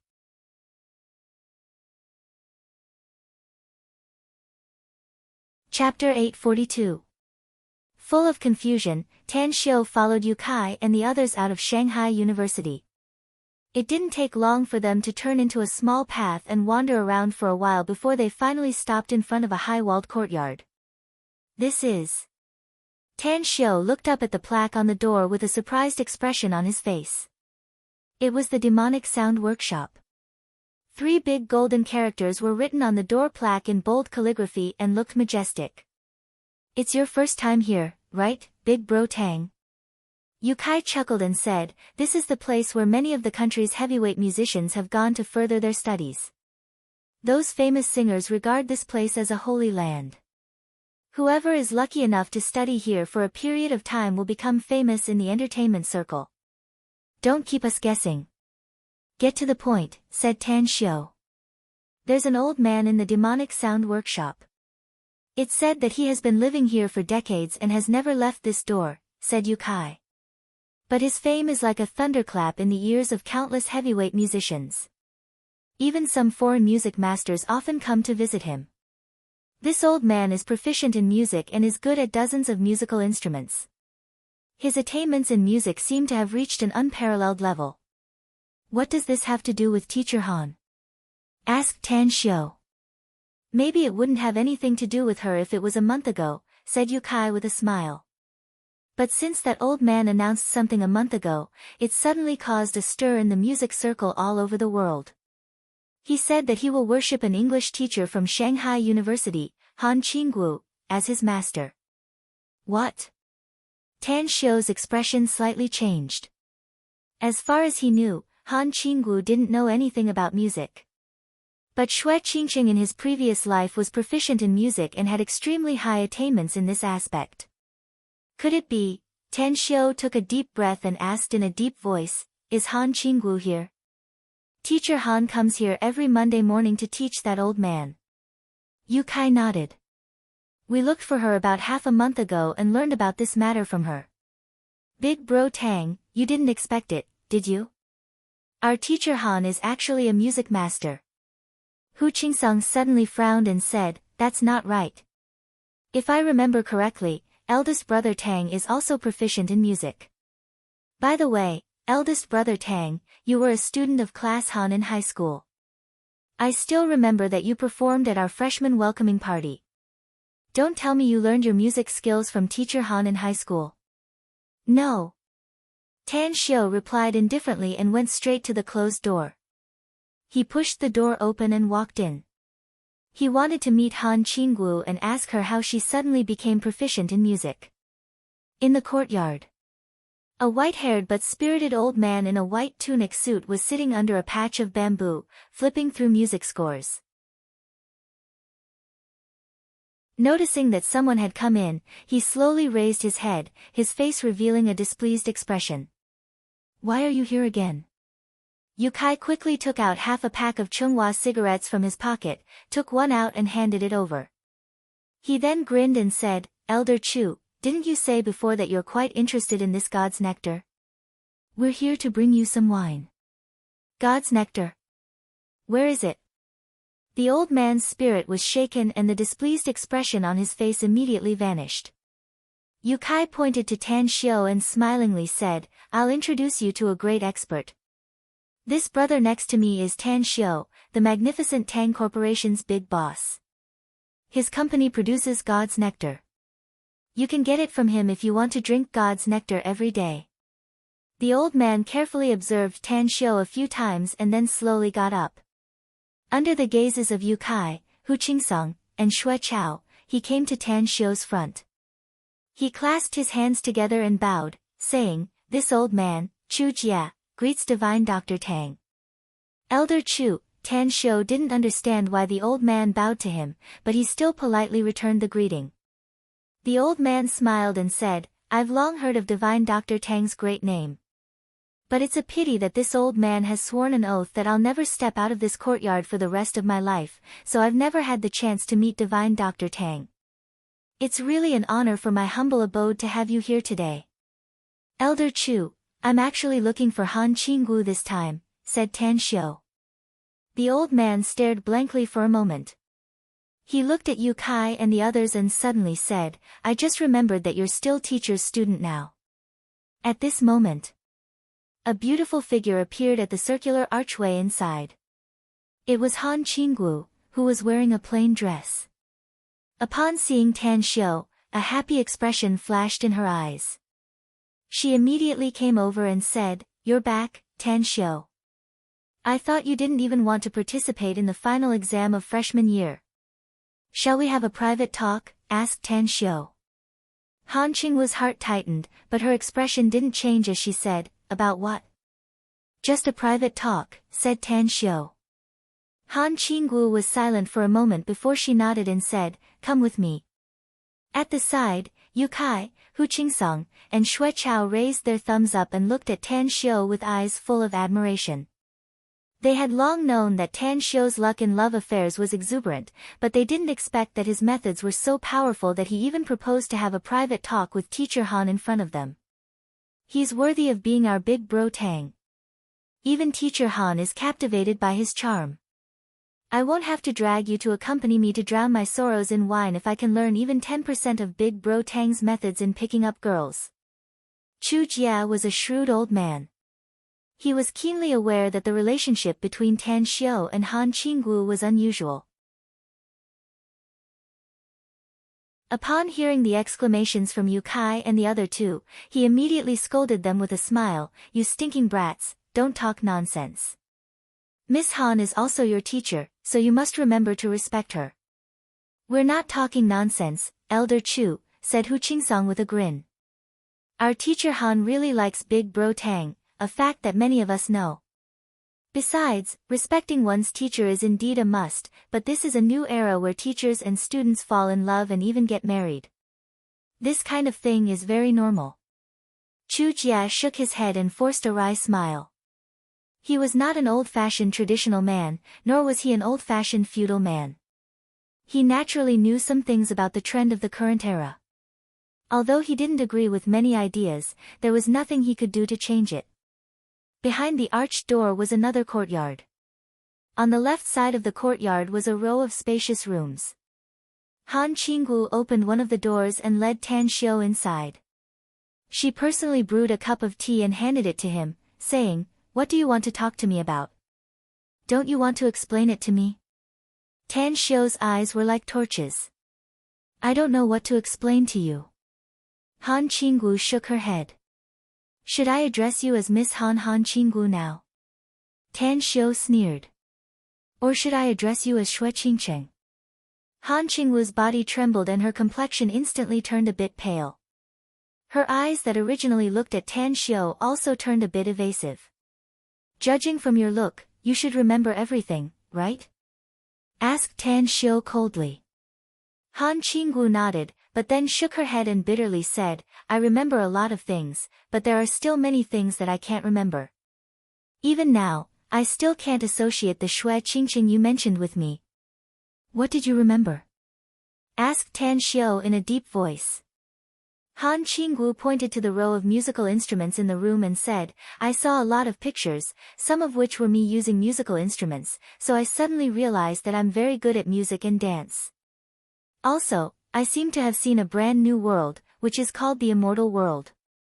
In the past, I didn't understand why I suddenly possessed such great power, and why a cultivation technique would appear in my mind, but now I seem to understand. There is a woman called Xue Qingcheng, and part of her memories are in my mind. However, although I've connected a lot of pictures in my mind and figured out a lot of things, there are still many things that I can't figure out and feel familiar with.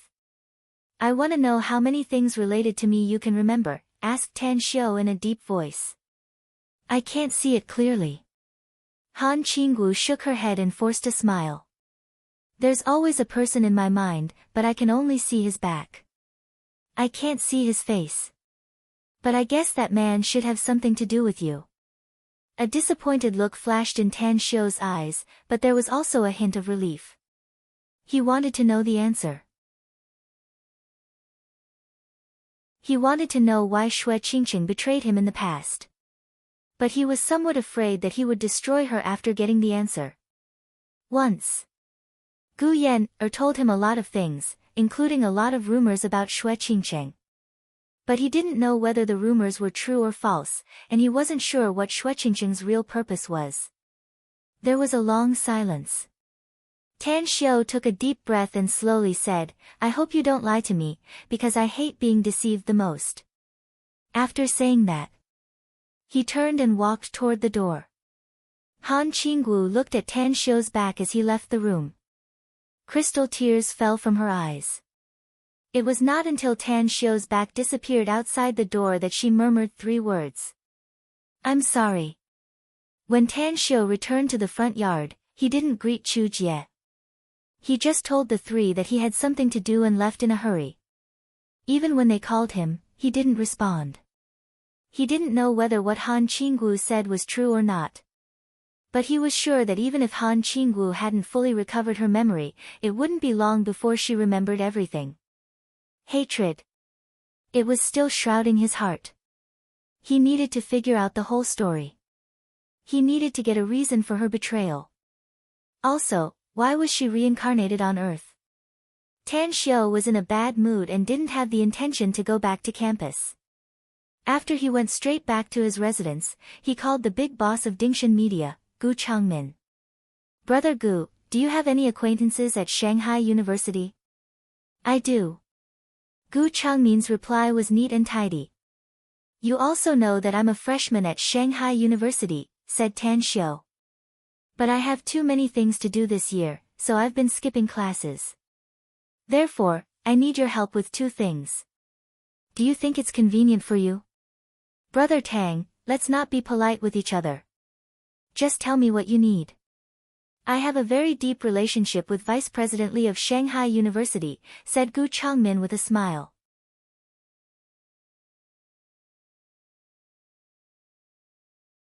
Chapter 843.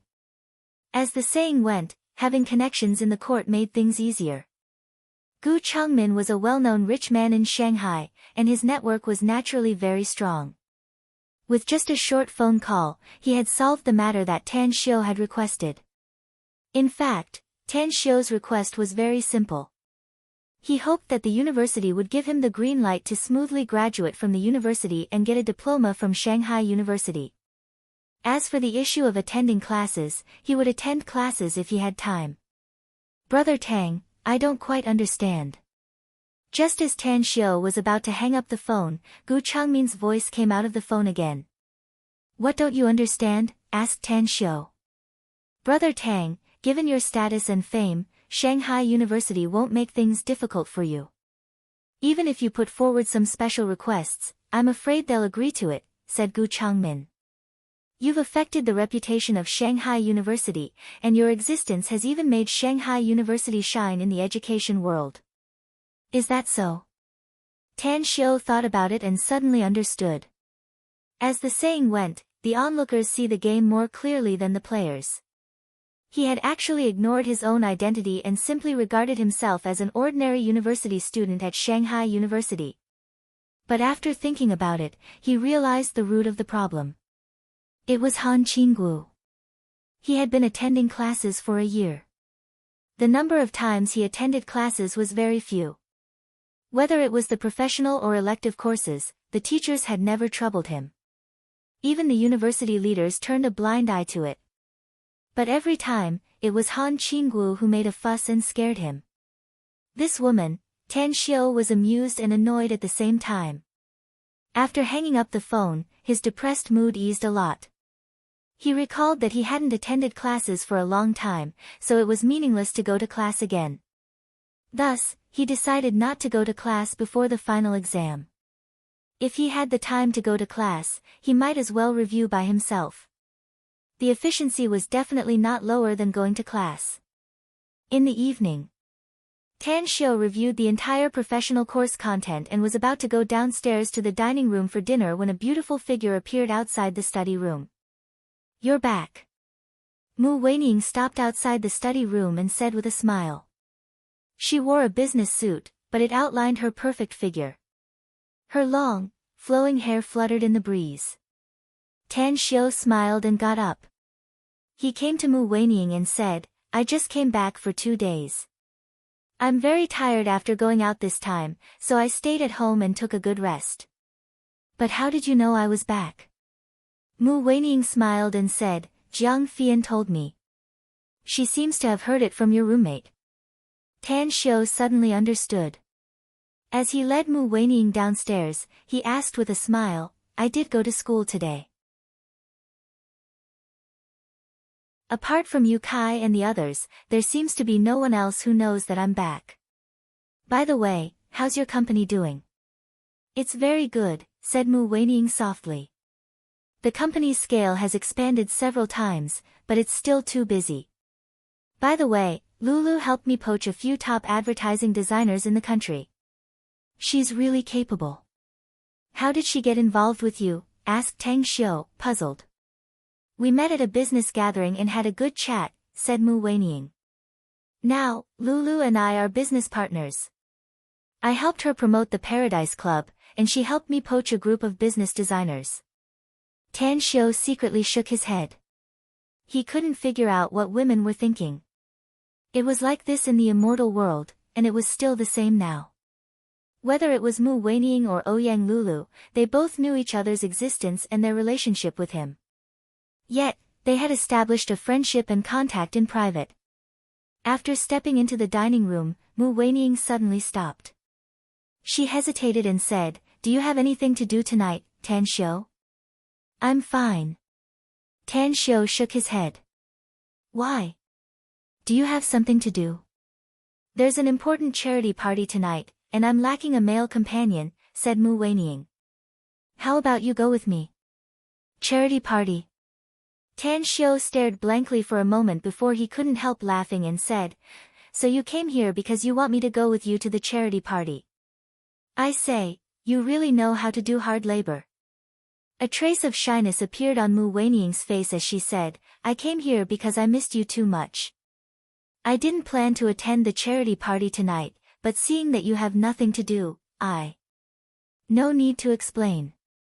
Tan Xiu said with a smile, "Shall we eat something before we go? Or do we go now?" Mu Weining thought for a moment and said, "Let's eat something first." At the Century Hotel in Shanghai. Luxury cars constantly stopped at the hotel's entrance as well-dressed men and women got off and entered the hotel, heading straight to the 18th floor where the charity party was held. It was nearly 7 o'clock when Tan Xiu and Mu Weining arrived. On the way, Tan Xiu learned that tonight's charity party was hosted by a famous businessman in Shanghai, Zhang Qingfeng. He was the chairman of the Zhang Group and was also a well-known philanthropist in the country. It was rumored. Every year, Zhang Qingfeng donated more than 9 figures to charity. At the entrance of the banquet hall on the 18th floor, several security guards in black suits were quietly checking the authenticity of the invitations, while a young and beautiful woman was greeting the guests to sign their names on the sign-in book. Then, she said to the guests with extraordinary bearings, "I'm sorry, but you don't have an invitation. We can't let you in. Young lady, please make an exception." The old man in the lead wore a smile on his face as his sharp eyes swept around. The woman shook her head and said, "I'm very sorry. I'm just following the rules. If you don't have an invitation, you really can't go in. Else, I'm afraid I'll lose my job if our leader blames me. You're making things difficult for me." As soon as Tan Xiu came to the entrance, he saw a familiar figure. His brows unconsciously furrowed, but then immediately relaxed. He walked over and said with a smile, "Since they don't have an invitation, we can't let them in. There are too many people who want to fish in troubled waters these days. You can't give such people a chance." In an instant, everyone at the entrance looked at Tan Xiu and Mu Weining. A middle-aged man standing behind the old man turned his head and glanced at Tan Xiao and Mu Weining. Despite being stunned by Mu Weining's peerless appearance, he still couldn't help but shout, "Don't talk nonsense, brat. You know who we are, enough." The old man raised his hand to interrupt the middle-aged man. A smile outlined on the corner of his mouth as he smilingly scolded, "You stinking brat, are you deliberately making fun of this old man? Freeloading food and drinks? Do I look like the kind of person who freeloads for free? I've been too tired recently. I often do things that are strenuous and don't bring me any benefits," said Tan Xiao with a smile. "My eyes are so tired." It turns out to be Senior Duanmu. "You're an old man who has to deal with a myriad of issues every day, worrying about the country and the people. How come you come here? Could it be?" Duanmu Lin couldn't help laughing, but he still nodded slightly and said, "Don't waste time. Did you bring an invitation? Just take us in." Tan Xiao's heart skipped a beat. He nodded and said, "All right, then come with us." From the beginning to the end. Tan Xiao didn't introduce Duanmu Lin to Mu Weining. Although Duanmu Lin gave Mu Weining a meaningful look, he didn't take the initiative to talk to him. After entering the hall, Tan Xiao came to Duanmu Lin's side and asked in a low voice, "What happened? Why did you come here in person?" "Bloodkin," said Duanmu Lin in a low voice. Tan Xiao stared blankly and asked in surprise, "Isn't our country a forbidden place for the bloodkin? Where did the bloodkin come from? How could they be so reckless?" Duanmu Lin said, "A riot broke out in the European blood clan's stronghold. A small vampire clan that had been keeping a low profile for hundreds of years suddenly swept through the other clans with an overwhelming momentum. They intimidated and caused a huge massacre. Some vampire clans belonged to the Stygian Club, but the ones who joined the Stygian Club were the most miserable ones.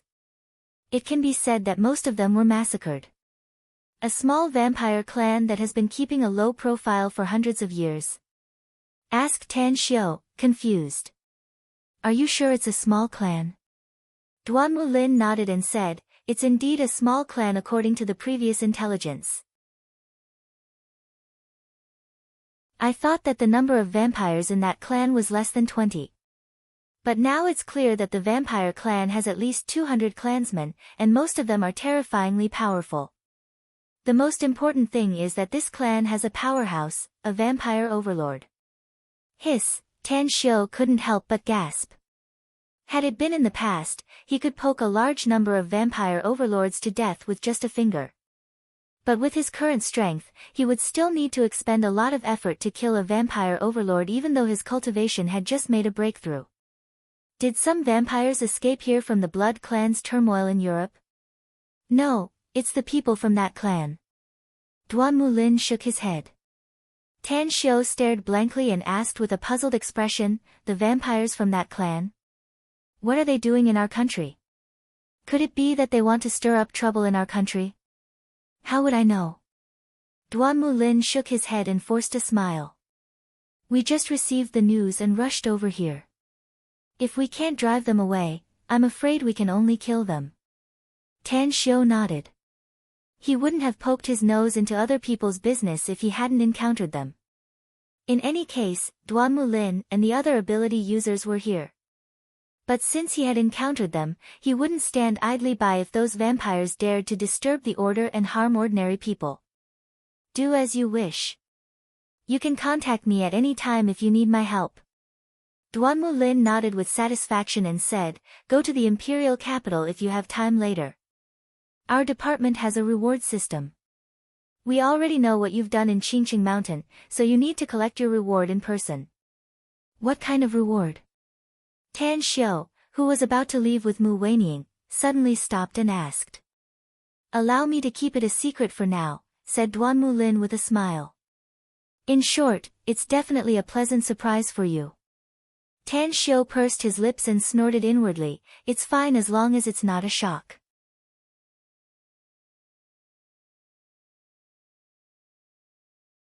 Chapter 844. As Duanmu Lin and the others left, Tan Xiao took Mu Weining to the leisure area in the corner of the banquet hall. He casually found a sofa and sat down. His eyes swept over the well-dressed men and women in groups of 3s and 5s. He shook his head and sighed, "To be honest, I really don't like this kind of occasion. A bunch of people wearing masks and hypocritically talking about some meaningless things is simply a waste of time. People living in the secular world must do as the Romans do." Mu Weining chuckled. Although this charity party is very cliché and everyone is wearing a hypocritical mask, it's not like there's nothing to recommend it. China attaches great importance to networking, and this is a good place to network. Do you see those men and women who are about the same age as us, chatting and laughing together? They are the typical second generation or third generation nouveau riche. This time, their elders brought them here to let the young people get to know each other. In the future, they will form their social circle. It can also be considered as another way to cultivate their children.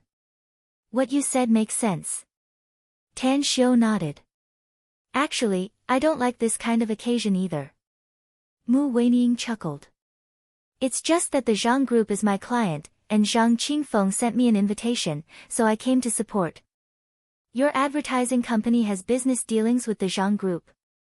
Tan Xiao was surprised. Mu Weining shot a deep look at Tan Xiao and said, "You introduced so many businesses to me back then, causing my advertising company to become famous in Shanghai. Most of the businesses were introduced to me by those people you introduced at the beginning. Zhang Qingfeng came to me personally, and I learned that it was Zhang Yueming, the boss of the Xinyang Group. Now, the Zhang Group is also a big client of my company." Tan Xiao suddenly understood and said with a smile, "It seems that I have to show off my skills tonight." "You're going to do a charity auction?" Mu Weining was surprised. "You're my girlfriend, so I naturally have to give Zhang Qingfeng some face." Tan Xiao slightly smiled. "Let's not talk about this. I seem to see some big stars on TV." Mu Weining turned her head and immediately saw several famous A-list and B-list stars in the entertainment circle. They wore evening dresses and were accompanied by male or female companions, smiling and chatting with those who were not easy to greet. Time flew by. At 8:00 in the evening, the charity auction began. Everyone went to the round table in the hall and took their seats. Tan Xiao and Mu Weining also found an empty table and sat down. The men and women at the same table didn't know who Tan Xiao and Mu Weining were, but the two of them were handsome and the woman was beautiful, so the middle-aged men and women at the same table immediately cast curious glances at them. You're Tan Xiao, Boss Tang." Suddenly, the middle-aged man sitting opposite Tan Xiao said. Tan Xiao smiled and said, "I am Tan Xiao." The middle-aged man immediately looked pleasantly surprised. He hurriedly got up and took out a business card. He bowed and handed it to Tan Xiao, saying, "Hello, Boss Tang. It's an honor to meet you. I'm Wang Mingwei, the owner of Xiang Home Appliances. Please take care of me in the future." Tan Xiao smiled and said, "I didn't bring my name card. I'm really sorry." The smile on Wang Mingwei's face froze for a moment before returning to normal. Although he was a bit unhappy inside, he still said, "It's all right. It's all right." Tan Xiao took out his mobile and dialed the number on Wang Mingwei's name card. Wang Mingwei stared blankly and looked at Tan Xiao with a puzzled expression. "I don't have the habit of carrying a business card with me," said Tan Xiao with a smile. "But this is my mobile number. If Boss Wang doesn't mind, let's keep in touch in the future." Wang Mingwei immediately realized that he had misunderstood Tan Xiao. A bit of sincerity was revealed in his smile as he nodded and said, Sure. Please don't mind me if I disturb you in the future, Boss Tang." "I won't." Tan Xiao nodded with a smile. He then looked at Mu Weining next to him and said with a smile, "Weining, as my girlfriend, why haven't you greeted Boss Wang?" Mu Weining stared blankly for a moment before she immediately understood Tan Xiao's meaning. She took out her business card and handed it to Wang Mingwei, saying with a smile, "Hello, Boss Wang. I'm Mu Weining." Wang Mingwei glanced at the business card with a slightly surprised expression. He immediately put it away and said with a smile, Miss Mu is really a proud daughter of heaven. You've established such a big advertising company at such a young age. I'll look for the person in charge of the company's publicity department later and tell him to contact your company more. I hope you'll take care of me in the future. Certainly, said Mu Weining with a smile. At this moment, several middle-aged men and women sitting at the same table were shocked by Wang Mingwei's words. They were familiar with Wang Mingwei, so they naturally understood his character. However, the meaning behind Wang Mingwei's words was very obvious. Did he want to give his company's advertisement to this outrageously beautiful woman? Brother Wang, who is this boss Tang? The middle-aged man sitting next to Wang Mingwei couldn't help but ask curiously. Brother Zhu, this is the famous magnificent Tang Corporation's big boss, Tan Xiu. How come you don't know him? Wang Mingwei said with a smile. He's the most legendary and favored son of heaven in our business world. The magnificent Tang Corporation? Tan Xiu. In an instant, the faces of the men and women sitting at the same table changed and shock could be seen in their eyes. Their businesses were not very big. The most powerful among them, Wang Mingwei, only had a net worth of a few billion yuan, whereas the rest only had assets of several hundred million yuan. It was already very rare for them to be invited here today. Therefore, they had never seen Tan Xiu in real life even though they knew him. The middle-aged man surnamed Zhu hurriedly took out his business card and smilingly said, Boss Tang, it's really my fault for not recognizing you immediately. I'm Zhu Tao, the owner of the Golden Bridge Limited Company. Hello, Boss Tang. I'm Boss Tang. In just a few minutes, Mu Weining received 4 business cards. What made her at a loss whether she had to cry or laugh was that these 4 obviously wanted to curry favor with Tan Xiu and expressed that they would cooperate with her advertising company in the future. What was this? Attending a charity gala could actually help her attract business? Mu Weining already knew about Tan Xiu's ability, but at this moment, she admired him from the bottom of her heart. At this moment, on the temporary platform in the innermost area, Zhang Qingfeng, the organizer of this charity gala, appeared with a microphone in his hand. He smilingly said, Ladies and gentlemen, I'm very glad that all of you can spare some time from your busy schedules tonight. Tan Xiu, who was sitting below, observed Zhang Qingfeng. He was young and looked like he was in his early 40s, but he was very spirited and could be regarded as a handsome man. His smile was very gentle, and his words and actions were more sincere than many people. As his speech came to an end, the charity auction began. The items in this charity auction were, in fact, very common. At least, the first 5 items were very common. However, in order to give face to Zhang Qingfeng, many people still bid. The most expensive item was a fragrant fan, which actually reached hundreds of thousands. The next item is a pair of jadeite bracelets. This jadeite bracelet has been handed down for a long time. It was once worn by a very famous superstar in Shanghai during the Republic of China period. The starting price is 100,000 yuan. The bidding begins now. On the projector. The dark green jadeite bracelet was very beautiful, and it immediately attracted many female guests present. Tan Xiu's eyes were sharp. At first glance, he could see that although the quality of this pair of jade bracelets was good, it was not the best. However, in order to support Zhang Qingfeng, he decided to auction it for Mu Weining, 150,000 yuan. 160,000 yuan. 240,000 yuan. The price soared all the way, and soon it rose to 240,000 yuan. Tan Xiu glanced at Mu Weining, who was smiling without saying anything, and then reached out his hand and shouted, 300,000 yuan. Suddenly, pairs of eyes in the living room looked over. More than a dozen of them suddenly showed a look of surprise when they saw Tan Xiu. Because they knew Tan Xiu, and most of them even had a good relationship with Tan Xiu, such as Zhang Yueming, the big boss of Xinyang Group. 400,000 yuan. Just as everyone was sizing up Tan Xiu, a handsome young man sitting in front of a remote table called out. He was sitting with his legs crossed. Tan Xiu looked at him and suddenly smiled. Then, he said again, 1 million yuan. I think my girlfriend will like this pair of jadeite bracelets. The young man's expression changed and he angrily glared at Tan Xiu. When everyone thought that he would not bid again, he loudly said, 2 million yuan. My girlfriend should also like it very much. In an instant, Zhang Yueming and Gu Changmin, who were in the banquet hall, stood up. Under the watchful eyes of everyone, Zhang Yueming coldly glared at the young man and said in a deep voice, since Brother Tang's girlfriend likes that jadeite bracelet, then I'll bid 10 million yuan and give it to Brother Tang after the auction.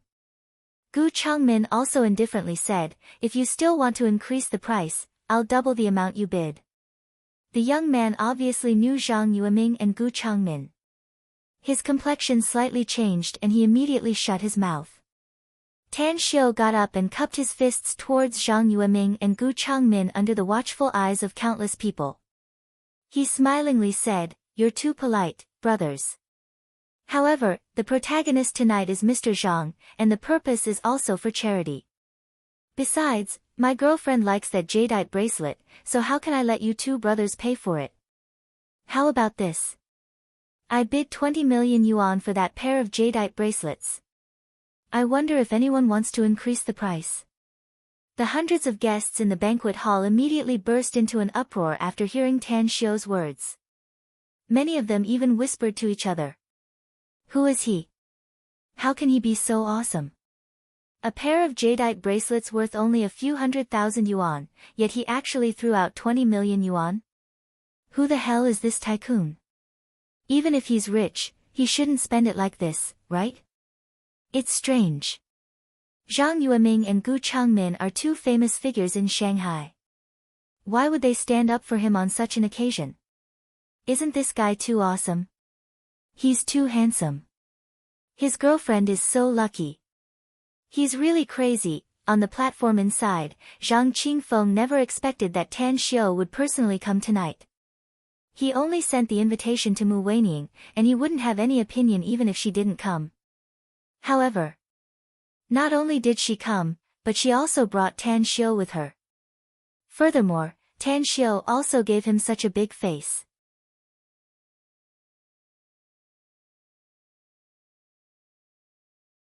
Chapter 845. Under the watchful eyes of the audience, Zhang Qingfeng personally left the stage and came before Tan Xiu. He then bowed and stretched out his hand, saying with a smile, I didn't expect that Mr. Tang would grace us with his presence. It's all my fault that I didn't have time to look at the guest list. Otherwise, I wouldn't have dared to be so negligent. Tan Xiu shook hands with him and said with a smile, it's all right. I'm just here to join in the fun and express my gratitude on behalf of my girlfriend. Zhang Qingfeng's face was full of smiles. He knew the story of returning a plum for a peach. Tan Xiu personally came to give him enough face. He was very clear that it was entirely because he had handed over the entire advertising planning of the Zhang Group to Mu Weining's advertising company. He knew how to conduct himself. Zhang Qingfeng sighed in his heart. He finally understood why Tan Xiu was able to do such a big business. This young man's character was definitely worth making friends with. Mr. Tang has spent a lot of money tonight. Let's sit alone another day. I have a few good friends who are worried that their company doesn't have an advertising company to cooperate with. I'll introduce them to you and Boss Mu. The corner of Tang Xiu's mouth curled up as he said with a smile, no problem. Thanks a lot, Boss Zhang. I'm a few years older than you, Mr. Tang, said Zhang Qingfeng with a smile. You might as well call me Big Brother Zhang if you don't mind. Calling me Boss Zhang is like treating me as an outsider. Don't call me Mr. Tang, Brother Zhang. Tan Xiu nodded and said, just call me Tan Xiu or Brother Tang. That's what Brother Zhang and Brother Gu call me. The smile on Zhang Qingfeng's face turned thicker as he nodded and said, all right, then. Let's get closer to each other in the future. Anyways, we're holding an event now, so I won't be able to chat with you, Brother Tang. All right. Tan Xiu smiled and nodded. As Zhang Qingfeng walked toward the front desk, All the guests in the hall of the charity party who didn't know Tang Xiu were even more shocked. Who is this young man with the surname Tang? How could Zhang Qingfeng interrupt the auction and come down personally to get close to him? From their conversation, it seemed that Zhang Qingfeng wanted to advertise for the young man's girlfriend's company. This is currying favor with the other party. Zhang Qingfeng's net worth is no less than 10 billion, yet he actually lowered himself so obviously to befriend the other party. Just who was that young man surnamed Tang? Who's supporting him from behind? Amazing! In just one auction, Zhang Yueming and Gu Changmin stood up for him. And now, Zhang Qingfeng is even trying to curry favor with him. I'm afraid that even those young masters from the aristocratic families in the imperial capital don't have such ability, right? I think he looks familiar, but I can't remember where I've seen him before. However, for so many big shots to curry favor with him, I think he's definitely not an ordinary person. If only I were that powerful. I would be the role model of my generation. Looks like I have an idol in the future. He's too handsome. His girlfriend is so lucky to have found such a handsome and capable boyfriend. I know that woman. She was once the #1 beauty in the imperial capital, Mu Weining. That brother is really awesome, he actually managed to woo such a fairy. It would be great if he didn't have a girlfriend. In the guest seats, Miao Jinlei clenched his fists tightly and his face was gloomy. He looked at Tan Xiu with jealousy in his eyes. Just now, he did not bid with Tan Xiu for no reason. He had never even seen Tan Xiu before, and there was no grudge between the two of them. He was jealous. Because he had already recognized Mu Weiniang's identity. She was the most beautiful campus belle of Shanghai whom he had pursued for a period of time, but she did not even look at him. He had also brought a female companion to attend the charity banquet this time. Moreover, she was the prettiest girl in Shanghai University that he had recently chased after. Normally, his girlfriend did look pretty good, but compared to Mu Weiniang, she paled in comparison. Bastard! At this moment, Miao Jinlei finally recognized Tan Xiu. He was able to study at Shanghai University because his uncle, Miao Wentong, had used a lot of connections and financial resources to let him become a transfer student at Shanghai University. The reason was so that he could make friends with Tan Xiu at Shanghai University. It would be best if he could become a close friend of Tan Xiu. Originally, he had wanted to make friends with Tan Xiu. After all, he knew that Tan Xiu had the Tang family behind him. It would definitely be beneficial to make friends with this kind of young master with a strong background. However, tonight's sudden meeting and conflict made him no longer have any intention of making friends with Tan Xiu. Apart from anger, there was also a strong sense of jealousy in his heart. What are you talking about? Aren't you just relying on the protection of the elders in your family? If not for the Tang family, I'm afraid you would not even be a fart. I really don't understand what uncle is thinking. Why does he want me to make friends with this kind of bastard? There are so many rich and powerful families in Beijing, and there are even more powerful young masters. With the power and wealth of the Miao family in Haiqing province, I'm afraid that no one will be happy to make friends with me, right? Thinking of this, Miao Jinlei suddenly slapped the table, then directly pulled his girlfriend up from the chair, and strode out with a gloomy face. He felt that, as the host, Zhang Qingfeng fawned on Tan Xiu like this, which was equivalent to slapping his own face. Therefore, he felt that there was no need to stay any longer, and there was no need to leave any face for Zhang Qingfeng. Although his uncle had told him to come and support Zhang Qingfeng, he was not willing to serve him anymore. At this moment, Zhang Qingfeng, who had just returned to the stage, instantly had a gloomy expression. His eyes looked at the back of Miao Jinlei and his female companion as they left, and anger rushed to his head. At the same time, in the hall of the charity party, the other guests were keenly aware of Zhang Qingfeng's strangeness. They turned their heads one after another and also saw Miao Jinlei leaving with his female companion. In an instant, whispers sounded again, whose family's kid is that? How could he be so stupid? He directly slapped Zhang Qingfeng's face after suffering a little bit of vexation. I really don't know which family cultivated such a silly boy. Who is the most unhappy with his actions? It's definitely Zhang Qingfeng. And Zhang Yueming and Gu Changmin. He's throwing their faces away. Alas, this young man is really brainless. It doesn't matter if he leaves, but I'm afraid he has offended the three big shots at the same time. I'm afraid it won't be so easy for him to do anything in Shanghai in the future. Remember this. Regardless of whether you know him or not, you must never have any contact with him in the future.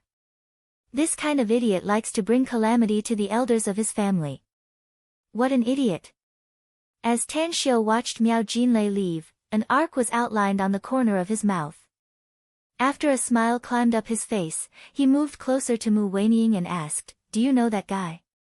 "I do. He's a student of Shanghai University," said Mu Weining with a chuckle. "He's a guy who relies on his looks and his family's money to flirt with women everywhere." "Don't tell me he chased you?" asked Tan Xiu with a strange expression. "He did, but I just ignored him," said Mu Weining with a faint smile.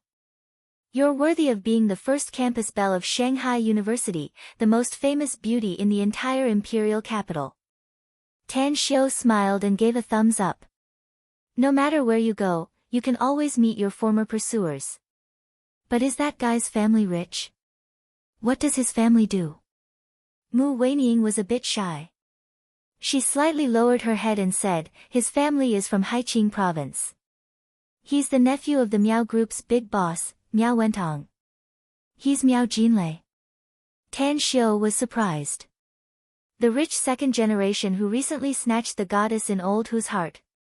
"If that's the case, then the female companion he brought just now is." "I heard that the goddess who Qingsong has been secretly in love with for a long time was chased away," said Mu Weining with a chuckle. "It seems that he got drunk with Yu Kai and the others yesterday. But I don't know if it was Miao Jinlei who chased her away, nor do I know if it's the girl next to him." Tan Xiu smiled and said, "Whether it's her or not, I have to call Miao Wentong and tell him that this guy is not a good person. It won't be a good thing if the Miao Group is handed over to this guy in the future. I know you have a good relationship with Miao Wentong, but is it useful?" Mu Weining chuckled. "Do you want to listen to it?" Tan Xiu said with a faint smile. "Listen to what?" Mu Weining was confused. "I'll let you listen to a big play later," said Tan Xiu with a mysterious smile. The charity auction continued. Zhang Qingfeng naturally wouldn't let Miao Jinlei's departure affect tonight's charity gala. The auction continued for more than an hour before the entire charity auction came to an end. At the banquet, in the next hall, Zhang Yueming, Gu Changmin, as well as more than a dozen businessmen from Shanghai who knew Tan Xiu, came over and chatted for a while before everyone went to the next hall. As the host, Zhang Qingfeng pulled Tan Xiu and Mu Weining to sit at the innermost table. It was already 11 p.m. by the time the banquet ended. At the hotel entrance, Tan Xiu separated from Zhang Yueming, Gu Changmin, and some of his friends. After watching them all leave, he immediately made a phone call and Mo all came over in his car. After sitting side by side with Mu Weining in the back seat, Tan Xiu took out his mobile and smilingly asked, "Do you still remember what I told you before?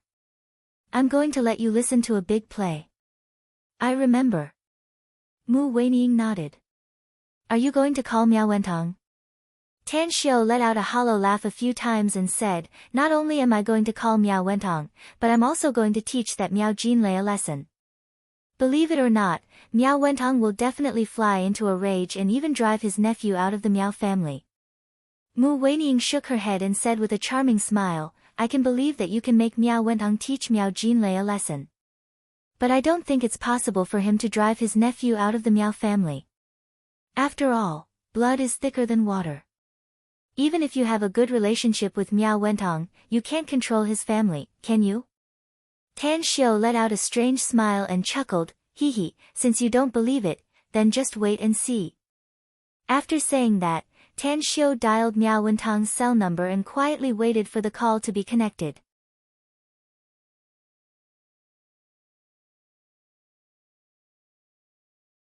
Chapter 846.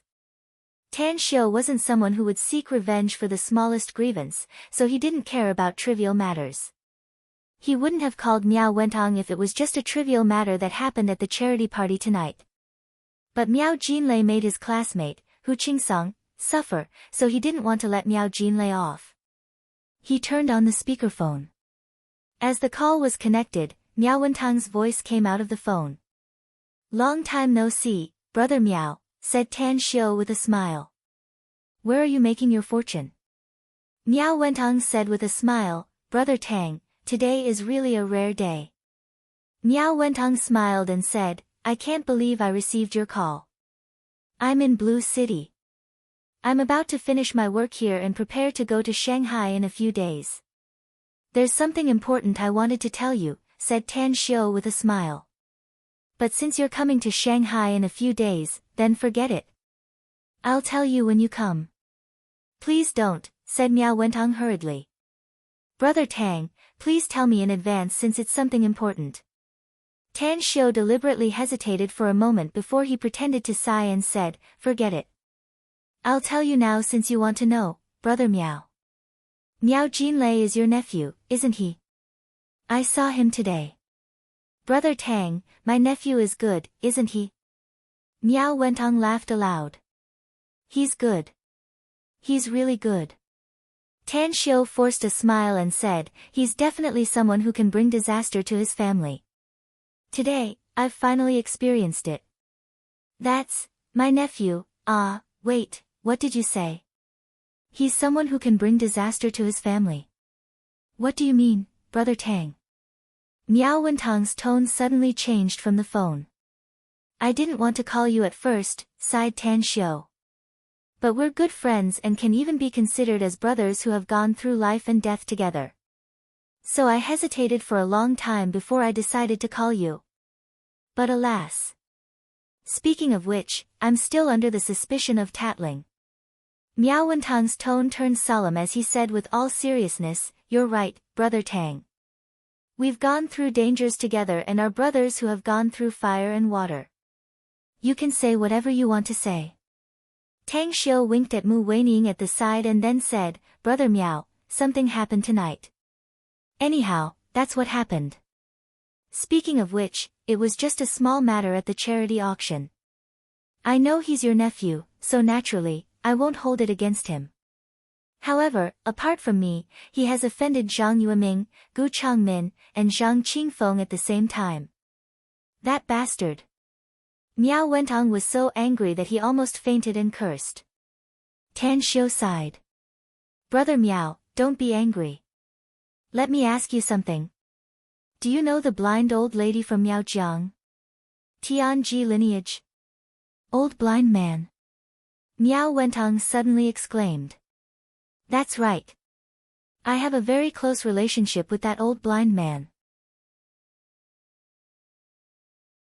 Tan Xiu nodded and said, "It can be said that I'll take care of her when she dies in the future, so I'm a very close elder. That's why I've learned some divination and calculation skills from her. Although I haven't reached the great accomplishment realm, I can still pry into some heavenly secrets from the heavenly Tao according to the inheritance I got." Miao Wentong was aware of Tan Xiu's abilities and had long guessed that Tan Xiu had a terrifying inheritance. If he were to add the skills taught by that mysterious old blind man, then he would definitely surpass his master and reach a terrifying realm in divination and calculation. Miao Wentong suppressed the trembling inwardly and hurriedly asked, "Brother Tang, please continue. I've just told you about what happened today." Tan Xiu sighed. "Since this charity party is too boring and your nephew is too outstanding, I had a sudden impulse to pry into his fate, but the result, alas." "What was the result, brother Tang?" Miao Wentong hurriedly asked. "Don't keep me guessing. Tell me quickly, what's my nephew's fate?" "He's a heavenly cursed lone star with blood in his fate," said Tan Xiu. "What?" In Blue City, Miao Wentong's complexion instantly turned ghastly pale and disbelief filled his eyes. Even his heart couldn't help but tremble a few times. "He should have a magic tool on him that can protect him until now," said Tan Xiu seriously. "He'll be safe and sound for the next few years. But starting from his 27th birthday, all the accumulated sins will suddenly erupt. At that time, your Meow family will experience a sudden upheaval.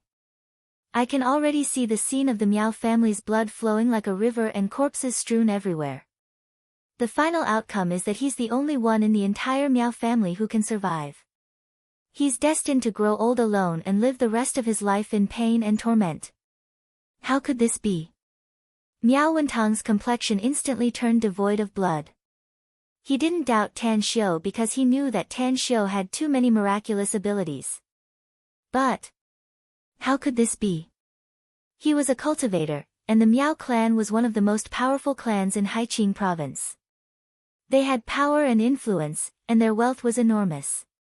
How could such a colossus suddenly collapse?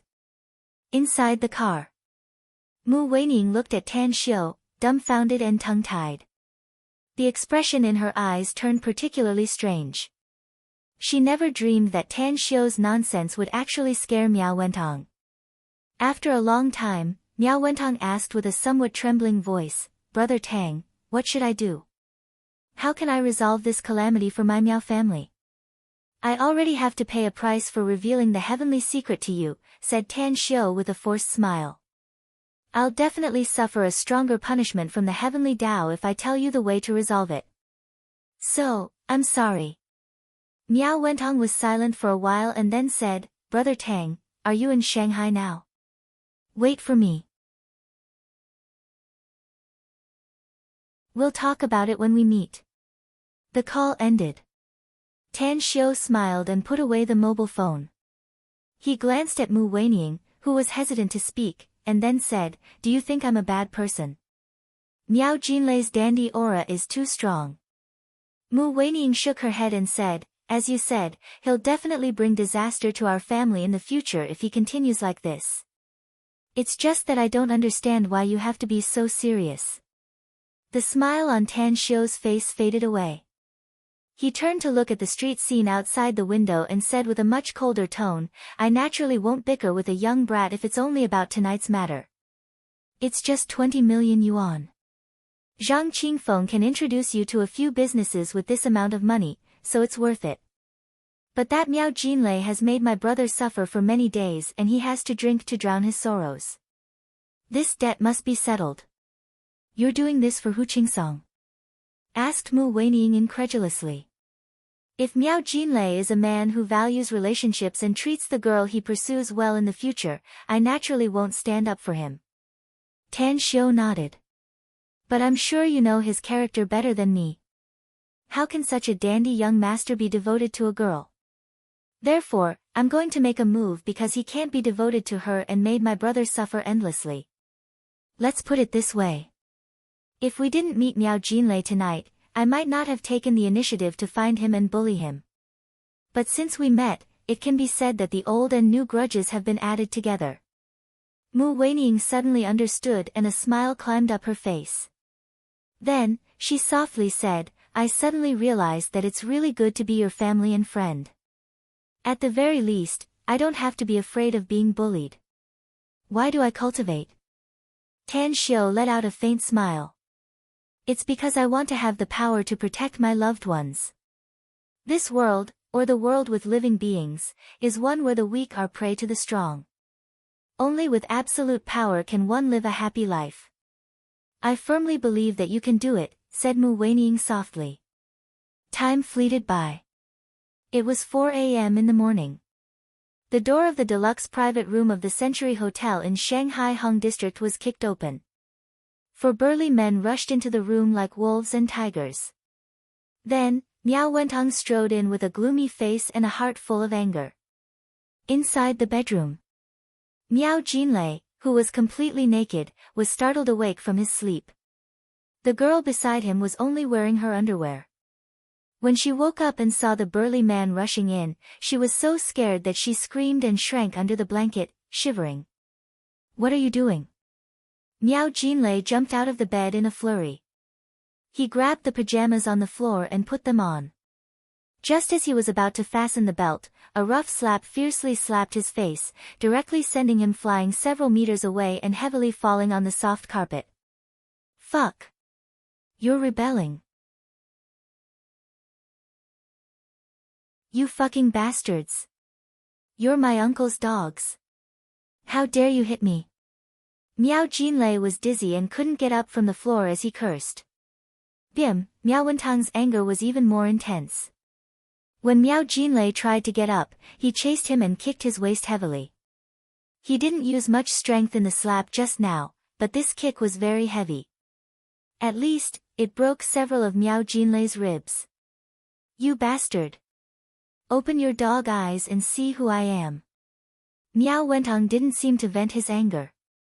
He directly grabbed Miao Jinlei's long hair and pulled him up from the floor. After slapping him more than a dozen times in a row, he angrily cursed. Miao Jinlei was beaten until he saw stars and blood spilled from the corner of his mouth. When he was thrown back to the floor, he tried to open his eyes wide and looked at the familiar source of the voice. His body suddenly trembled and he exclaimed, "Uncle, why did you hit me? It hurts so much." Miao Wentang pointed at his nose and angrily cursed, "Hit you? I can't wait to kill you. You bastard. You've made our Miao family offend 4 families in a day. If your dad knew about this, he would have broken your legs and sewed up your dog mouth." 4 families? Miao Jinlei was dumbfounded. When did he offend 4 families at the same time? Did you make a mistake, uncle? I didn't. Miao Wentang angrily shouted, "You still dare to be stubborn? Why would Tan Xiu call me to defame you for no reason?" Miao Jinlei instantly understood the cause of the matter. Thinking of Tan Xiu and Mu Weining, hatred and resentment appeared in his eyes as he angrily shouted, "Uncle, why did you listen to that bastard's side of the story?" That's right. I did offend that surnamed Tang, but it was just a bidding war in the charity auction. It's not a deep hatred. Also, you said that I offended 4 families at the same time. That's just a fabrication. Pa.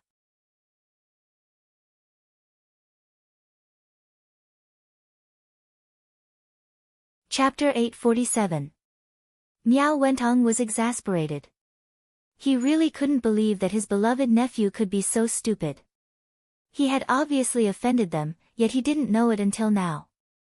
Slap, deep in his anger, he slapped Miao Jinlei's face again and angrily shouted, "Tan Xiu's Tang family, Zhang Yueming's Zhang family, Gu Changmin's Gu family, and Zhang Qingfen's Zhang family.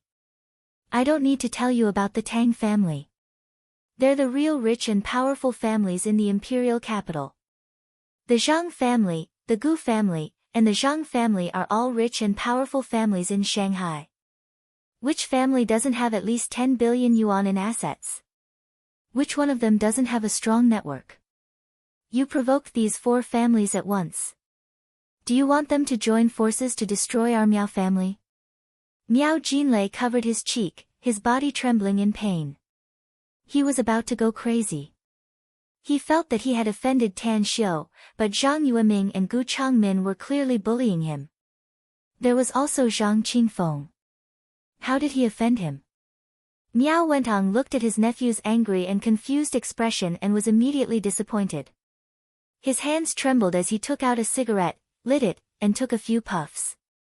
Then, he sat on the edge of the bed and indifferently said, "You still don't understand?" "I just don't understand," yelled Miao Jinlei angrily. "I did offend Tan Xiu, but when did I offend those 3 guys?" Miao Wentang wanted to kick him again, but he eventually held back and angrily said, "Zhang Yueming and Gu Changmin stood up for Tan Xiu during the charity auction. What does this mean? Would they stand up and be hostile to you if they didn't have a good relationship with you? Also, the charity party last night was hosted by Zhang Qingfeng. You directly left just because you were angry and made Zhang Qingfeng look bad under the watchful eyes of the public. Don't tell me you've offended him. Whether it's Zhang Yueming, Gu Changmin, or Zhang Qingfeng, all of them will think that you hate them out of jealousy. Don't tell me you've offended them." Miao Jinlei didn't realize this problem because he was angry before. But now, he suddenly woke up after hearing his uncle's reprimand. In the blink of an eye, his anger had completely vanished, and his entire being was filled with terror. Miao Wentang snorted coldly. He turned to look at the shivering girl in the quilt and shouted in a deep voice, "Put on your clothes and get the hell out of here. If you dare to contact this kid again, I'll send someone to throw you into the Huangpu River to feed the fishes." The girl glanced at Miao Jinlei in panic, only to find that he didn't even look at her. Like a bird startled by the mere twang of a bough, she wrapped herself in the quilt and got off the bed. She picked up the clothes scattered on the floor and hurried out of the bedroom barefoot. After quickly putting on her clothes, she did not dare to stay any longer and quickly left the room. Miao Wentong finished the whole cigarette and accurately flicked the butt into the ashtray. He kicked Miao Jinlei to the ground, then got up and walked out the door. "You guys take him to the hospital and keep an eye on him for me. If he goes out and causes trouble again, I'll skin him alive." "Yes." The two middle-aged men looked at Miao Jinlei with an unfriendly expression, and roughly lifted him up from the ground. They clearly remembered that Miao Jinlei had just called them Miao Wentong's dogs. "Be gentle." Miao Jinlei screamed. Miao Wentong indifferently looked at Miao Jinlei being carried out. He had an impulse to immediately go to Blue Star Villa complex to find Tan Xiu. But looking at the time, he knew that even if he went to see Tan Xiu at this time, he wouldn't be able to see him. Because if he rashly woke up Tan Xiu from his sleep, it might make Tan Xiu very angry. Alas! It doesn't matter if I offend those three families. Even if they are rich and powerful in Shanghai, they can't affect my Haiqing province's Miao family. But offending Tan Xiu is really troublesome. Especially what Tan Xiu said on the phone. If he really doesn't want to help resolve it, then... Miao Wentong took out a cigarette again, and the words Tan Xiu said on the phone kept echoing in his mind. After a long time, he took out his mobile phone from his pocket, dialed a number, and then said in a deep voice, "Take out the yellow brocade box from the safe at home and give it to Eru. Tell him to send it to Shanghai as fast as possible. I need it urgently." After saying that, after he hung up the phone, he dialed another number. "Second brother, calling me so early in the morning? Did something happen?" The voice of Miao Wentong's eldest brother, Miao Wenye, came out of the phone. "Something did happen, big brother." Miao Wentong forced a smile. As Miao Wentong told him the whole story, he finally bitterly said, "Big brother, I know Tan Xiu very well. He's definitely not the kind of person who would seek revenge for the smallest grievance, nor would he spout nonsense for no reason. That bastard. Second brother, help me break his legs first." Miao Wenye flew into a rage on the phone. Even though he was his own son, he still hated him to the core. "Big brother, I just taught that bastard a lesson, so don't be angry," said Miao Wentong bitterly. "The most important thing for us now is to find a way to make Tan Xiu solve the calamity of our Miao family. You know about that old blind in the Miao region, and you also know how terrifying she is. Tan Xiu is her successor, and coupled with Tan Xiu's own terrifying inheritance, I believe he can help our family. Do you have a way to make him help us?" asked Miao Wenye hurriedly. "I have no way," said Miao Wentong. "That's why I want the jade tiger in your hand and the jade dragon in mine. Maybe he can help us for the sake of these two things." Miao Wenye hesitated. "Big brother, I also know that the jade dragon and jade tiger are the heirlooms of our Miao family," said Miao Wentong with a forced smile. "It's recorded in the genealogy that they're the second treasure of the entire set of star jade artifacts. But if our Miao family really encounters a robbery like Tang Xiu said, even if we have these two items, it won't be of any help at that time." Miao Wenye thought for a long time and then sighed, forget it. Just send someone to get it." "All right." Shanghai, Blue Star Villa Complex. After Tan Xiu woke up from his sleep, he washed up and came downstairs. He then saw Mu Weining coming out of the kitchen wearing an apron, accompanied by the smell of food. "I was just thinking about when to wake you up," said Mu Weining with a sweet smile upon seeing Tan Xiu. Tan Xiu observed her and sighed, "I say, Weining, if other men see you wearing an apron and looking like a housewife, I'm afraid they'll be so surprised that their eyes will pop out, won't they?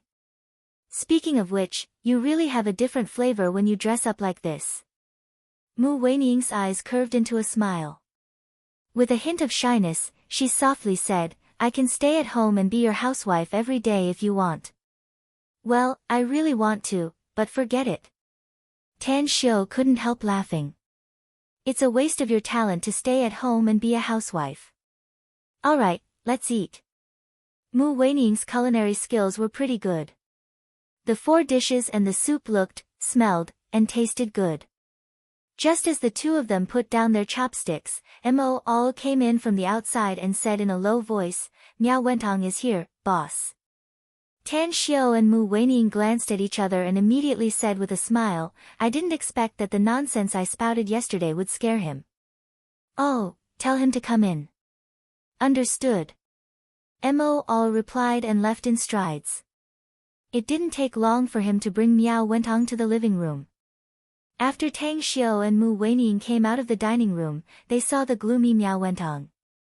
Tang Xiu deliberately forced a wry smile and said, Brother Miao, didn't you say that you would come to Shanghai a few days later? Why did you come here now? Is it because of your nephew? Brother Tang, that bastard Miao Jinlei has been hospitalized because of my beating, so please don't stoop to his level, said Miao Wentong bitterly. I also visited those 3 families and hope they won't take offense to it. The main reason I came here this time is because of the situation you told me last night. Tan Xiu gestured for Miao Wentong to sit down. He shook his head and said, Brother Miao, I said something I shouldn't have said last night, so don't look for me for the rest of the matter. I can't afford to pay the price of more than 10 years of my lifespan. More than 10 years? Lifespan? Miao Wentong's heart seemed to be struck by lightning. He couldn't help but shiver a few times. With a pale face, he said, Brother Tang, we're brothers who have gone through trials and tribulations together. I know it's not right to ask you to pay a huge price to help me, but my Miao family. Tan Xiu was silent for a long time and then said, let me think about it.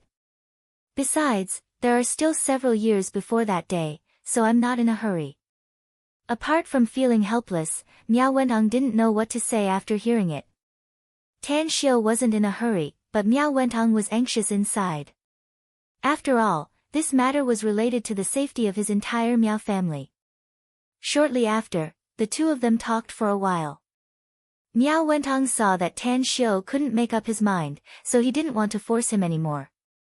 Before leaving, he told Tan Xiu to come back at night. In the living room, Mu Wenying watched Miao Wentong's disappearing back and asked in a low voice, how are you going to deal with this matter? It's easy. As long as Miao Jinlei is taught a lesson, it's best if he's driven out of the Miao family to fend for himself outside, said Tan Xiu indifferently. I can use some means to deceive this matter. Mu Wenying nodded and said, let's not talk about this anymore. What's your plan for today? I haven't thought about it yet, said Tan Xiu with a smile. Mu Wenying's spirit suddenly shook and she asked with a smile, how about you come with me to the company? The company's scale has expanded several times, and the business is booming. Why don't you come with me to deter those people in the company? Tan Xiu was at a loss whether he had to cry or laugh. You're a dignified big boss. Do you still need me to deter your employees? Mu Wenying looked a bit delicate as she held Tan Xiu's arm and said, of course I need you. The company can reach this scale now, and it's all because of you. The higher-ups in the company respect you as if you were a god. I'm sure that as long as you come to my company, you'll make them fight to the end and won't dare to be disloyal to me from now on. I've become a living Buddha. Do you really think I have the 5 Fingers Mountain? Tan Xiu said with a smile. He thought that he really had nothing to do today, so he simply said, since I have such great power, then I'll accompany you. But I'll tell you first that lunch will be provided.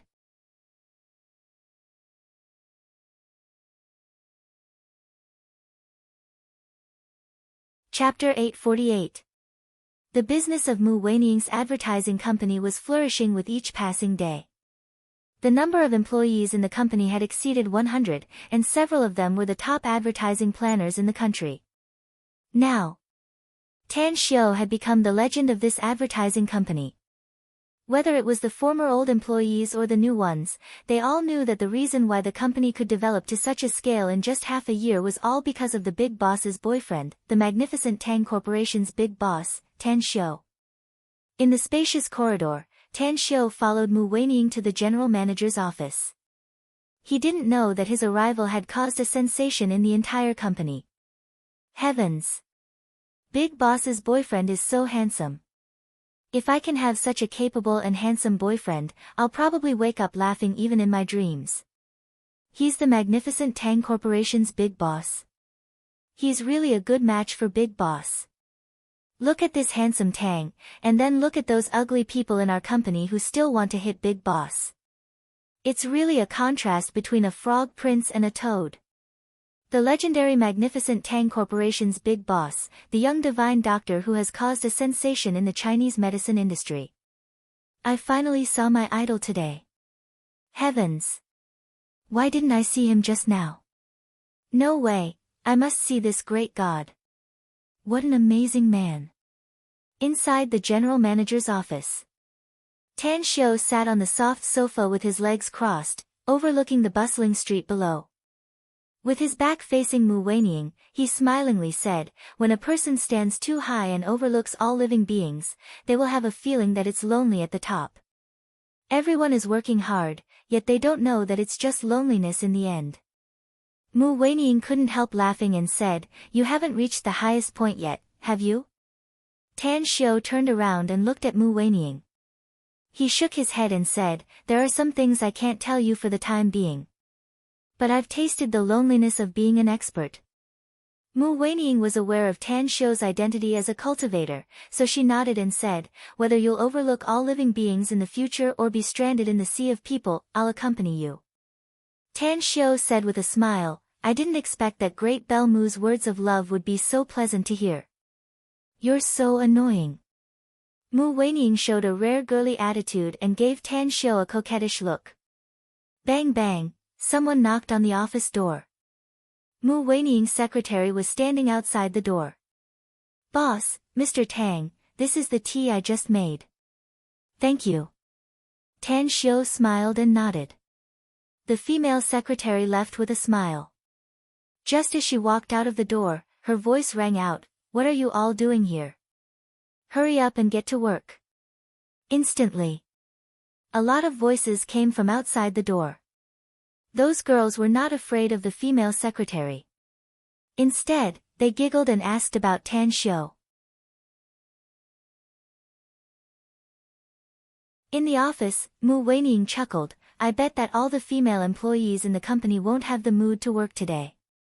Tan Xiu smiled and said, I'm afraid all the male employees in the company won't be in the mood to work. Finished. The two looked at each other and smiled. At noon, Tan Xiu stayed at the agency for lunch and then left. Mu Weining was going to be busy. Zhang Qingfeng, whom he had met last night, had brought a few business friends over to introduce business to Mu Weining. Returning the favor, Zhang Qingfeng came very quickly. They're fighting, boss.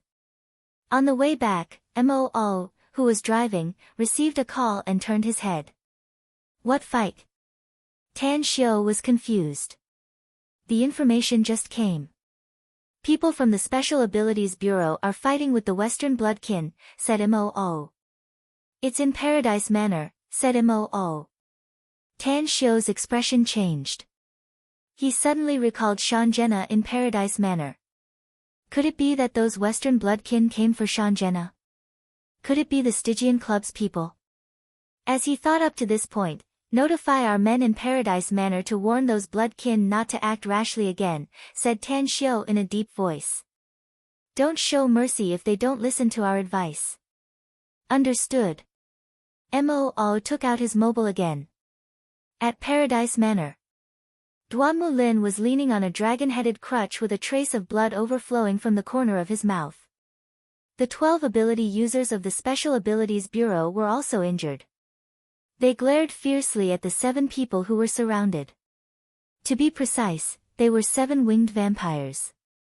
At the center, a handsome young man with blonde hair and blue eyes was clad in white casual clothes, but it was stained with blood. The skull scepter in his hand exuded a dark aura. I advise you to get the hell out of here, else I'll no longer care about your identity as Chinese people and won't show mercy to you. The handsome young man twisted his neck, revealing his blood-red eyes and sharp fangs as if he would continue to attack at any time. I warned you last night to get the hell out of China immediately, said Duan Mulin coldly. This is our country, not your Western world. But not only did you not listen to my advice, you even attacked my Chinese people and sucked their blood. The handsome young man let out a grim smile. We need blood. Don't tell me you want us to weaken by feeding on blood? Also, we just sucked their blood and didn't take their lives, nor did we make them our first embrace. Do you think your Special Abilities Bureau would care about such a trivial matter? Those who are not of our race are bound to have a different heart. Duan Mulin coldly snorted. So get the hell out of China immediately, else don't blame us for killing all of you here. The handsome young man flapped his wings and instantly waved the skull scepter in his hand. 2 black tornadoes appeared out of thin air and fiercely bombarded the 2 ability users. Golden Shield. The moment the 2 ability users were sent flying backward, a middle-aged man from the Special Abilities Bureau unleashed his special ability. Countless metals instantly melted and formed a protective wall in front of the 2 ability users to intercept the black tornadoes. At the same time, a lightning-fast metal needle penetrated the black tornadoes and pierced the handsome young man's chest. The handsome young man let out a disdainful smile. As his chest muscles tightened, the metal needle only pierced half a centimeter and got stuck. The battle was about to start again. At this time, 4 figures flashed lightning fast from all directions. 2 men and 2 women exuded a surging aura. Just as they appeared, both sides' complexions greatly changed and temporarily cancelled their attack. Our boss has ordered that you are not allowed to fight in Paradise Manor. Whoever violates our boss's order, don't blame us for being ruthless, shouted a burly expert of the everlasting feast hall with a murderous aura. Duan Mulin furrowed his brows and looked at the burly man. Who are you? I'm sure you'll see who our boss is soon, said the burly man indifferently. He's on his way here and will arrive in half an hour at the latest. Half an hour? Duan Mulin shot a cold look at the 7 vampires and said in a deep voice, since your boss is the owner of this place, we'll wait for half an hour. The handsome young man from the Blood clan looked at the 4 people who had appeared with vigilance. He could sense how powerful they were. Even though he was confident that he could kill all 4 of them, he couldn't guarantee that there weren't any other experts hiding in the dark other than these 4. Sir, these people from China are too rude. Let's kill them directly, said a vampire with wings flapping. The handsome young man raised his arm to stop the other 6 vampires who were ready to attack. He then looked at the burly man who just spoke and asked in a deep voice, who's your boss? Like I said, you'll naturally see our boss in half an hour, said the burly man coldly. Especially you bloodkin. You're our guests, but don't blame us for killing all of you if you dare to attack before our boss arrives. Arrogant. The handsome young man looked angry, but he didn't move. Time passed. Time passed bit by bit in the deadlock. Ouyang Lulu, who was sitting on the roof of a nearby loft, looked at the people in a deadlock with a solemn expression. She only knew the 4 people who appeared later. They were Tan Xiu's men who stayed in the Paradise Club to protect the place. She had seen vampires before because she had Shan Jenna, a vampire who lived in the Paradise Club. However, Moe had sucked a lot of her blood yesterday, so she went to find Han Jintong out of anger and was not here. Alas, it would be great if Tan Xiu was here. They dared to fight in my place and seriously affected my business. Throw them all out. Ouyang Lulu yawned and looked at her mobile phone screen with a bored expression. More than 20 minutes later. Ouyang Lulu's spirits suddenly jolted, because she saw another car driving over in a hurry. Although she didn't know who was inside the car, at least it was better than wasting time like this. It's really lively here. I hope someone more powerful comes. Ouyang Lulu imagined. However, just as she saw the car stop near the crowd and the door open, a pleasantly surprised look appeared in her eyes. Because she recognized that it was Tan Xiu who came back. Tan Xiu's appearance attracted everyone's attention in the vicinity. However, his brows slightly furrowed when he saw the two collapsed buildings around him and the chaotic scene caused by the fight. Senior Duanmu, this matter is over. You'll solve the repair problem. Duanmu Lin glared at Tan Xiu snappily and said, I already guessed who the boss they were talking about was after they appeared. I never thought that this Paradise Manor turned out to be your property. However, our Special Abilities Bureau is not short of money. Compensate. Tang Xiu let out a faint smile and looked at the handsome blonde youth. Then, he indifferently said, I don't give a damn where you come from, bloodkin. You've messed up our place, so you must pay for it. I heard that you bloodkin have a lot of wealth, so you can compensate 100 million. Who are you? Asked the handsome youth coldly. I'm the owner of this Paradise Club, answered Tan Xiu.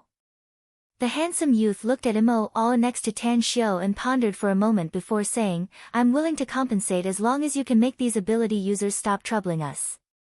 Hee hee. Tan Xiu sneered and said, judging from your words, you're not here to stir up trouble in China, are you? You're tuning in to the Blissful Bookshelf YouTube channel.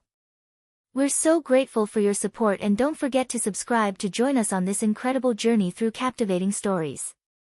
Your generosity through donations truly makes a world of difference, as it's the primary source of revenue that allows me to expand and enhance this channel for you.